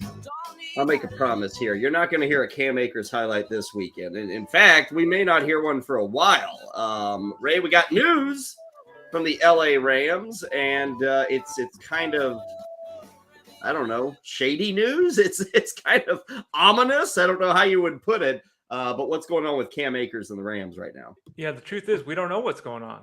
What we do know is that Cam Akers isn't at practice today. And he won't be playing this weekend. He will not be playing this weekend for the Rams. Sean McVay was talking to the media, and he said that there's a personal situation he's dealing with. The team and he are working through it. He declined to say whether or not he believes Akers will be part of the team in the future. So, who knows? But what the short takeaway is that he ain't going to be on the field this weekend. Yeah. This is a team that has struggled tremendously to try to run the football at any point anyway. Those people that have been holding Henderson because of the opportunity, this is your opportunity. He's going to be the lead guy. Malcolm Brown should be involved too as well. Kyren Williams is still dealing with the issue that has him on the IR. So it'll probably be Henderson and Brown. And I would have to think that Henderson would be the beneficiary of the majority of the work. Yeah, I think Henderson's going to be thrown into like lineups everywhere, right? You'd have to call him an RB2, right? I mean, maybe not high end or anything, but I think he's got to be starting for so many out there who do have him. Remember last week, he barely got on the field. Like he was not involved at all really in this offense, but he should be out there a lot. And you mentioned Brown. Gosh, here on a Friday afternoon, Ray, people might be able to go to the waiver wire and pick him up for scot-free at this point. Yeah, and again, we don't know anything other than the tweets we're seeing and that we're relaying to you. But when the head coach says, I'm not sure if he's going to be with the team, or at least I'm not going to answer the question of whether he's going to be with the team, there's a legit concern long-term here, right? So, yeah, Brown is the guy to go grab. Now, the Rams could make a signing. They could make a trade. They can still make trades, right? Things could happen still, but for now, if you've got that roster spot that you play that game every week, adding Malcolm Brown right now is not a bad idea. Well, Ray, I'm just going to let you know right now in the league that you and I participate in, while you were explaining that everybody should go add him, I just did add him, so you will not be able to get him in the league. I dumped. You can't have Hassan Haskins, who I just dumped, Ray. Yeah, see, and this is the difference between me and every other fantasy analyst. No. It's so funny too, because it's like I go through this and I tweet it out. I go in the chat room at fantasyguru.com and share the information. We're doing the show, and then at 5 o'clock this afternoon I go and check, and the guy's been picked up 4 hours ago because I'm So I always feel like I miss out, but I'm okay with that because my job isn't to beat you in a fantasy league. It'd be nice, but yeah. Well, you lost to me a couple of weeks ago. Oh man, you got to be kidding. But in my other league, Ray, somebody like literally at the scene, I got an error message. Okay. It said, player is in a pending transaction. Someone made a trade? I don't know. Oh, I bet you I know what's up, Ray. Okay. Tell us more about Halloween. Why? Okay. Give you some time to vamp a little bit here. I think the problem. No, I think the problem here, and I'm going to say this. I had Caleb Huntley in a you were trying to drop them. Fab play for tomorrow. So I got to take that waiver move out, and then I can drop Caleb Huntley in order to get Malcolm Brown. Nick Bosa listed as questionable with the groin injury. Sounds like there's still a chance he will be able to play. Kyle Pitts got a hamstring issue. He's officially being listed as questionable, but he is expected to play. The Browns are without Denzel Ward and Jadeveon Clowney this week against the Patriots. Those are two big hits for them. Yep. Saquon Barkley's shoulder's okay. He's good to go. Have I vamped enough for you, Kyle? Yes, yeah, I've got Malcolm Brown on both the teams where I could add him. So okay, there you go, Ray. Look, hey, I help you, you help me. I scratch your back, you scratch my back. There you go. You give me homework. That's your help, Kyle? Yeah. Okay. See, this is real life, man. People think, no, I care about my leagues. Stop the show. Kyle's got to make some transaction moves. By the way, Commanders quarterback Carson Wentz, who we talked about earlier in the show today, is off to see the doctor for his shoulder and his injured throwing hand, Kyle. Taylor Heineke starting next week. Who told you that yesterday, Ray? Who told you that? Now, you vamp why I pick up Taylor Heineke.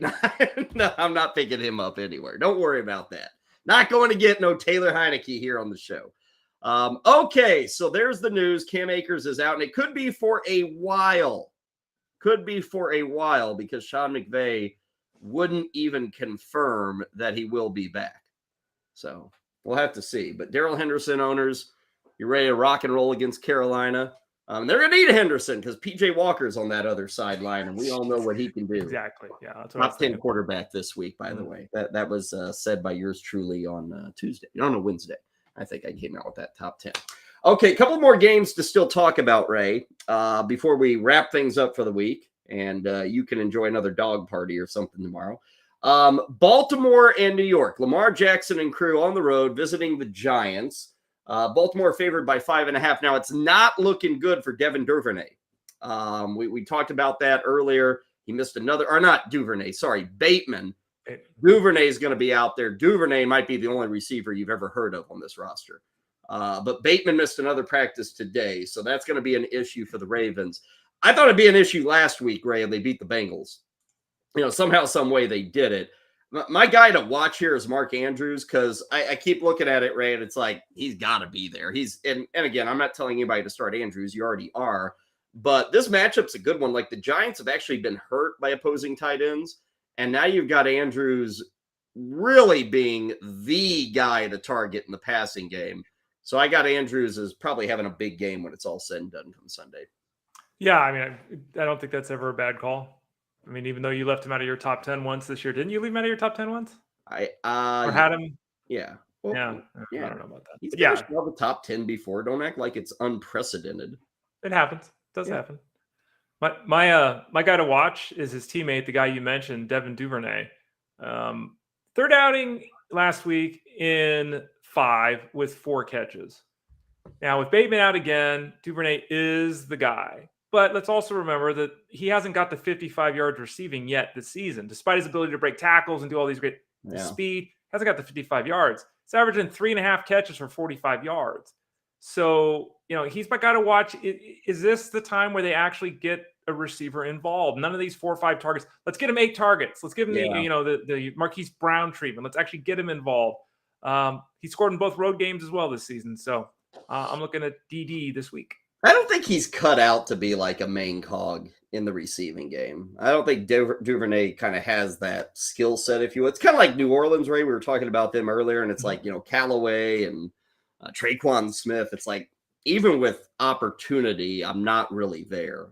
So I'm with you on Duvernay. I get it. People will start him because they have to, third receiver, those kind of things. But I'm not excited about that start. My fade is Daniel Jones. It's fine to win games. They are winning games. He's not really putting up numbers. So, you'll hear a lot of things this weekend about, Daniel Jones is a great leader and Brian Dable has changed everything for Daniel Jones and the Giants are a surprise. That's cool. That's fair. Whatever. They talk about quarterbacks. Don't let it influence your fantasy. Okay. Any fantasy, but fantasy football. Don't let it influence that. So I'm fading Daniel Jones. Who's your fade, Ray? Daniel Jones averaging 161 yards a game in the air the last 3, which is really bad. We got an update, by the way, just minutes ago while you were setting your lineup, Kyle. I got an update that the people want to hear. Kadarius Toney will not play this week. Of course. So he's out. Let me go drop him in all my leagues if I right? Another week without him. Wendell Robinson's got a chance to play. So he who said when he hurt his knee was no big deal and hasn't played since week 1, he might actually get an opportunity to play this week. But my guy to fade is still Darius Slayton. Darius Slayton last week was the offense. He caught 6 balls for 79 yards. Again, that's half of what Jones has been averaging the last 3 games. There's not enough consistent volume here. There's not enough passing volume here. Slayton, if you added him, okay, I get that, but you should not be starting him this week. This Tony thing, I mean, my God. And I think earlier in the week, we had a person wondering about keeping Tony. We're like, oh, he still has a ceiling. And Ray, this is becoming impossible. It's like this was supposed to be back in week 2, he was returning. And now we're hoping for week 7 with Kadarius Toney. Yeah. It's like, give me a break. He hurt his other hamstring, Kyle. Remember, he's hamstringless. Both of them, yeah. He's lost all of his hamstrings. I kind of feel, Ray, there have been, I think this is fair, there have been more confirmed Bigfoot sightings than Kadarius Toney sightings in the last, year. I think that's true. That's totally fair. Absolutely. Totally fair. Yeah. Agreed. Man, my watchability just dropped because Kadarius Toney's not going to. I've got this as a 3.5. Is where I'm going. Baltimore, we know, is a good team. I've said it before. Lamar Jackson's always worth watching. Giants, they got a test. Now they're known, Ray. Like last week, it's like, oh man, they beat Green Bay. Now you got to do it again. It's that repeatability factor. This is a home game. They have a shot here. And again, the spread's 5.5, which is kind of a big number. But I'll give it a 3.5 on the watchability scale. I'm going to go 3. And again, I could have gone 2.5, but I'll give it a 3. Like you said, Lamar Jackson, if nothing else, anytime he's involved in the game, it's hard to turn away. He can do amazing things on any play he's out there. Mm-hmm. One more game to get to. It's Arizona and Seattle. We have just received official confirmation James Conner's out. Matt Prater's out too. So there's a kicker that you might be playing. He's not going to play. Darrell Williams is out. So, Ray, I guess it's looking like a lot of Eno Benjamin. Right now, Seattle is Arizona is actually a 2-point favorite. Wouldn't be surprised if that gets closer to 1 by kickoff. The over-under is all the way at 50.5. It's a big number in the NFL, Ray. Is it too big? I mean, are we going to see that much scoring between the Cardinals and Seahawks? Seahawks gave up 39 points to Taysom Hill, right?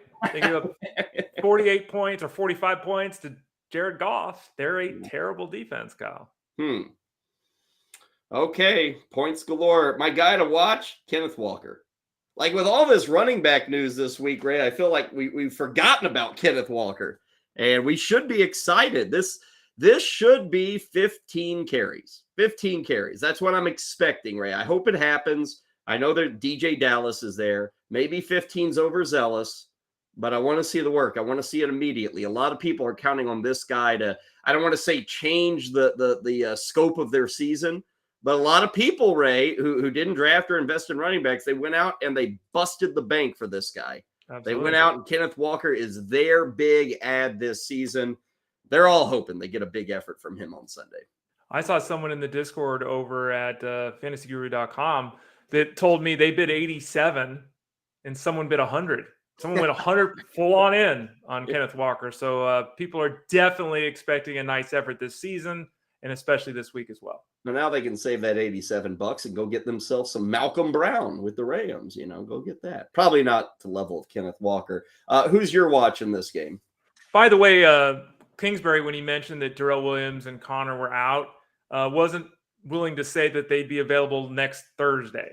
So, if you're going the Eno Benjamin route, maybe you get more than 1 week out of him too. Something to think about. My guy to watch in this one is your man. It's Will Dissly. It's got to be Will Dissly. Arizona's allowing the second most points to tight ends. Woohoo! Okay. So on paper, this is a tight end bonanza. I talked earlier about Zach Ertz. 1 and 2 worst defenses statistically against the tight end in this game. Dissly hasn't hit 45 yards. He doesn't need to, Ray. He's going to get 2 touchdowns. Yeah, he's got 3 scores last 3 games. Yeah. So I'm not saying start him. I'm not saying expect a ton from him, but he is involved in the offense enough that given this matchup, you could consider streaming it. I appreciate that you're finally seeing, Ray. The answer is always Will Dissly. Yeah, you told me weeks ago. Yeah. Finally, you're figuring it out. My fade on this one, I'm going to go Tyler Lockett. And now the injury has popped up. We'll see what the practice report is. But even if he plays, Ray, Tyler Lockett, we know his story. It's when it's bad, you know it's going to get good. And when it's good, you know there's a dud coming up. It's actually been good for Tyler Lockett like 4 weeks, 3 weeks at least. Ray, it's dud time. So there's really nothing except history that I'm basing this on, is that Tyler Lockett is probably due for 2 catches and 24 yards. I'm like, what the hell happened? So I'll go with him as my guy to fade. My guy to fade is a player who caught 7 passes for 68 yards last week, and it's Rondale Moore. And, you know, Rondale Moore is just like Dortch ahead of him. Like, there are games where these guys in this role in this offense, and this is a matchup where there should be points, can be effective. And I will say that Rondale Moore's average depth of target is up over 4.5 yards from last season, which is not surprising given that last year it was 1.4. So he wasn't even catching passes 2 yards from the line of scrimmage last year. It's a mighty 5.8 this year. It's got to be such a volume thing. His touchdown upside is extremely muted. So you need, 8, 10, you need something like that in terms of the catches for him really to pay off. If the best case scenario was last week and it's 13, 14 points, okay, maybe he's your third wide receiver because you got injuries. It's a bye week, but I'm fading him this week. It's just not a role that I look at and I can predict big things coming from. I'm going with a 4 on the watchability. Give us some offense. Hell, I guess after 19 points last night, Ray, if I got a game that's going to give me 50, it's up to a 4. So I'm signing up for a 4 on the Gridbirds and the Seahawks. Yeah, I'm at a 4 as well. I always love to see Kyler Murray fail, and if he doesn't fail, he does some cool things. So let's watch this game. I forgot favorite props for our previous game, and we'll get the favorite prop for this one. I forgot it on Baltimore, New York. What's your prop there, Ray? Baltimore, New York, Saquon Barkley, minus 115 to go over 71.5 rushing yards. That's a good one. I've got Daniel Jones under 202.5 yards passing. That's minus 115. My prop for Arizona, Seattle, Kyler Murray over 36.5 pass attempts, minus 130. Ray, he's going to be in the 40s. I really feel like that. But minus 130, everybody's expecting it, but that's my favorite prop. How about you? As Jeff Mann said yesterday, pray for the soul of Marco Wilson. Marco Wilson is going to try to play press coverage against DK Metcalf, a guy who outweighs him by 40 pounds and has 5 inches, maybe 6 inches on him. DK Metcalf is going over 70.5 yards, minus 115. Okay, there you go. Ray has spoken. I have spoken. All of the games have been covered except that Monday nighter. We're back here Monday from 12 to 3, so we'll tackle that Monday night game between the Chargers and the Broncos. Speaking of that game, Keenan Allen, still going to be a question mark. Day-to-day, missing practices, so we don't know for Monday night. We broke the news just 10 minutes ago that Cam Akers is not going to play this week. We don't know when he's going to be back. Yes, Darrell Henderson owners, he should be in your lineup. He's a pretty good start. Top 20, Ray? Safe to say, Darrell Henderson? I don't know if it's right there. Yeah, let's say right at the edge of it. Yeah, right around top 20. So for a lot of you, RB2 at the very least. Dak Prescott, not going to play on Sunday night. Ray, Mike McCarthy, the term he used, I made the joke earlier in the show. I said he compared Dak Prescott to a rattlesnake. That is because, Ray, he said he was regenerating. That's where he's at in the process. I don't know if that's good or bad, but I hear that, and I feel as if Dak Prescott is trying to grow his head back so he can slither away. Yeah, since we're in the holiday season, I hear that and I think of the Reanimator movies from the early 80s, mid-80s, whatever it was. But yeah, that's more what the lizard does when the kitten pulls its tail off than I think human beings do, but maybe I'm wrong. Regeneration. I don't know if that makes him day-to-day or makes him in line to start next week, but he is regenerating as we speak. Maybe he's one of those hyperbaric chambers or whatever, one of those things. Okay, Ray, we got to go on the record. Got a few minutes left in the show. Last week, Ray sucked. He was 5-9 against the spread. I was 500. I was 7-7 for the season. Ray, you're now 30-43 against the spread. I don't know if that deserves a I think that deserves, oh my God, I better turn it around.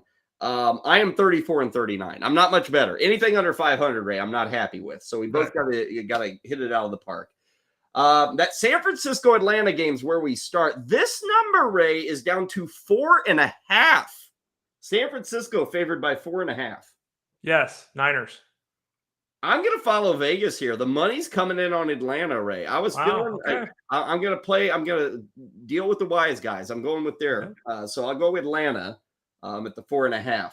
Tampa is favored by 8.5 on the road at Pittsburgh. I will take Pittsburgh to keep that one close. I'll take the Bucks after the thrashing they took last week at the hand of the Bills. Packers favored by 7 against the Jets. I think the Packers roll. Packers. Okay. We were talking about the Ravens at the Giants, 5.5 here. I'll give a little credit to the Giants. They can maybe keep this within a field goal. So I'll take the Giants as the dog. I'll give a little credit to the Giants too, but I'll still go the Ravens. Minnesota is at Miami. Vikings favored by 3. Again, Miami going with Skylar Thompson, backup QB. I think Miami pulls off the upset win and certainly covers the takes care of the 3-point dog there. I'm going to agree with you on this one. Okay, we both like the underdog Dolphins. Cincinnati, a 2-point favorite on the road at the Saints. Man, with all these injuries, I can't take the Saints. I'm going Cincinnati. Bengals for me as well. 2.5 is the spread. Browns, the home favorite against the Patriots. I will go with Cleveland. I will go Cleveland too. Said I was struggling with the Colts and Jags. This is a 2-point spread. Colts by 2, Ray. I'm just going to do it. Make me proud, guys. Colts. They got Jonathan Taylor back. Give me the Colts. Okay. That should be worth 2, 3, 4 points by itself. Rams without Cam Akers, still a 10-point favorite against P.J. Walker and the Carolina Panthers, Ray. I'm going the Rams. Do you have the guts to back up your P.J. Walker love? They can't score enough, Ray. The Rams. Okay. I'll go with the Panthers. Why not? Now, last week this burned me. I had the Bills were favored by 14. I took the Steelers. That was terrible. But I'll go with the Panthers. Seahawks, a 2.5 dog home against Arizona. Seahawks. Arizona. Okay. Yeah. Big one between the Bills and the Chiefs. Right now, we've got the Bills, a 2.5-point favorite. I will take Buffalo. I will take Buffalo as well. Sunday night, Eagles by 6.5 over the Cowboys. I've got the Eagles covering that. Wave that flag, Eagles. Yeah. Finally, Monday Night Football. Chargers hosting the Broncos. Chargers favored by 4.5. I will go with the Bolts. I will as well. Broncos got to get going. We haven't quite seen it yet. And again, we'll talk more about that game coming up on Monday. Now, we've got one last thing to do before we bid you off to your weekend. It's time to check in on our dessert to go. Let's make sure we do this. Yeah, we got to do this. This is a good one, isn't it? It's a great one. Okay, I tell you what, I probably should just read the story, right? You just do it. It's fantastic. This is a while ago. It's like 2 weeks ago, NY Post. So apologies for getting to this late, but I saw this a couple days ago and had to mention. Here it is. A family is seeking to press charges against an unnamed man who was briefly married to their mom back in the 1970s. Their beef, allegedly, the New Jersey man arrives at Linda Torello's tombstone in Orangetown, New York. He gets there early almost every morning with his current wife in tow, and he urinates on his ex-wife's grave. He sometimes leaves excrement. The lady died back in 2017. In April this year, her kids discovered a bag of poop. Somebody said a dog walker dropped it. They said, well, this is kind of weird. A second bag showed up. They contacted the cops. They didn't do a thing. So then they put up a camera. And Ray, they have been monitoring their mother's ex-husband from way back in the 70s. She has passed away, and it sounds like every morning he and his current wife show up to pee and poop on his ex-wife's grave. So this is a grudge that is long-standing, older than you and I, Ray. This old man is still taking it out on his ex-wife. Yeah, the family says they haven't talked to this guy since 1976. Like, what happened in this relationship that leads someone to leave? And I love this term, a bag of excrement on a gravestone 47 years later. Like, what possibly could have happened? Like, again, excrement, poop. This is a great story. It's not fake. It's unbelievable, but it's true. Well, here's the thing. The family says they have called police 3 times, and they asked to speak to a detective, and the police will not return their calls, Ray. This may be the officer that you cross paths with in Oakland at some point. Hey, there's been a lot of serial killers that have been almost caught for things prior to. I'm just saying, this guy's poop escalation might be severe. We'll have to hope it doesn't happen. I love it, man. Hey, if you're pissed off, you're pissed off. So good for this guy. You know, that cameraman that Devontae Adams pushed, he's probably going to be pissing on Devontae Adams' grave for a long, long time. Who knows? That's dessert to go. Okay, Corey Nando and Friends is up next. Ray, have a great weekend. We'll talk on Monday. Okay, buddy? Good, Kyle. Hope you enjoyed it. Thanks to Heather Klein, Josh Winchester. We'll see you at noon coming up on Monday.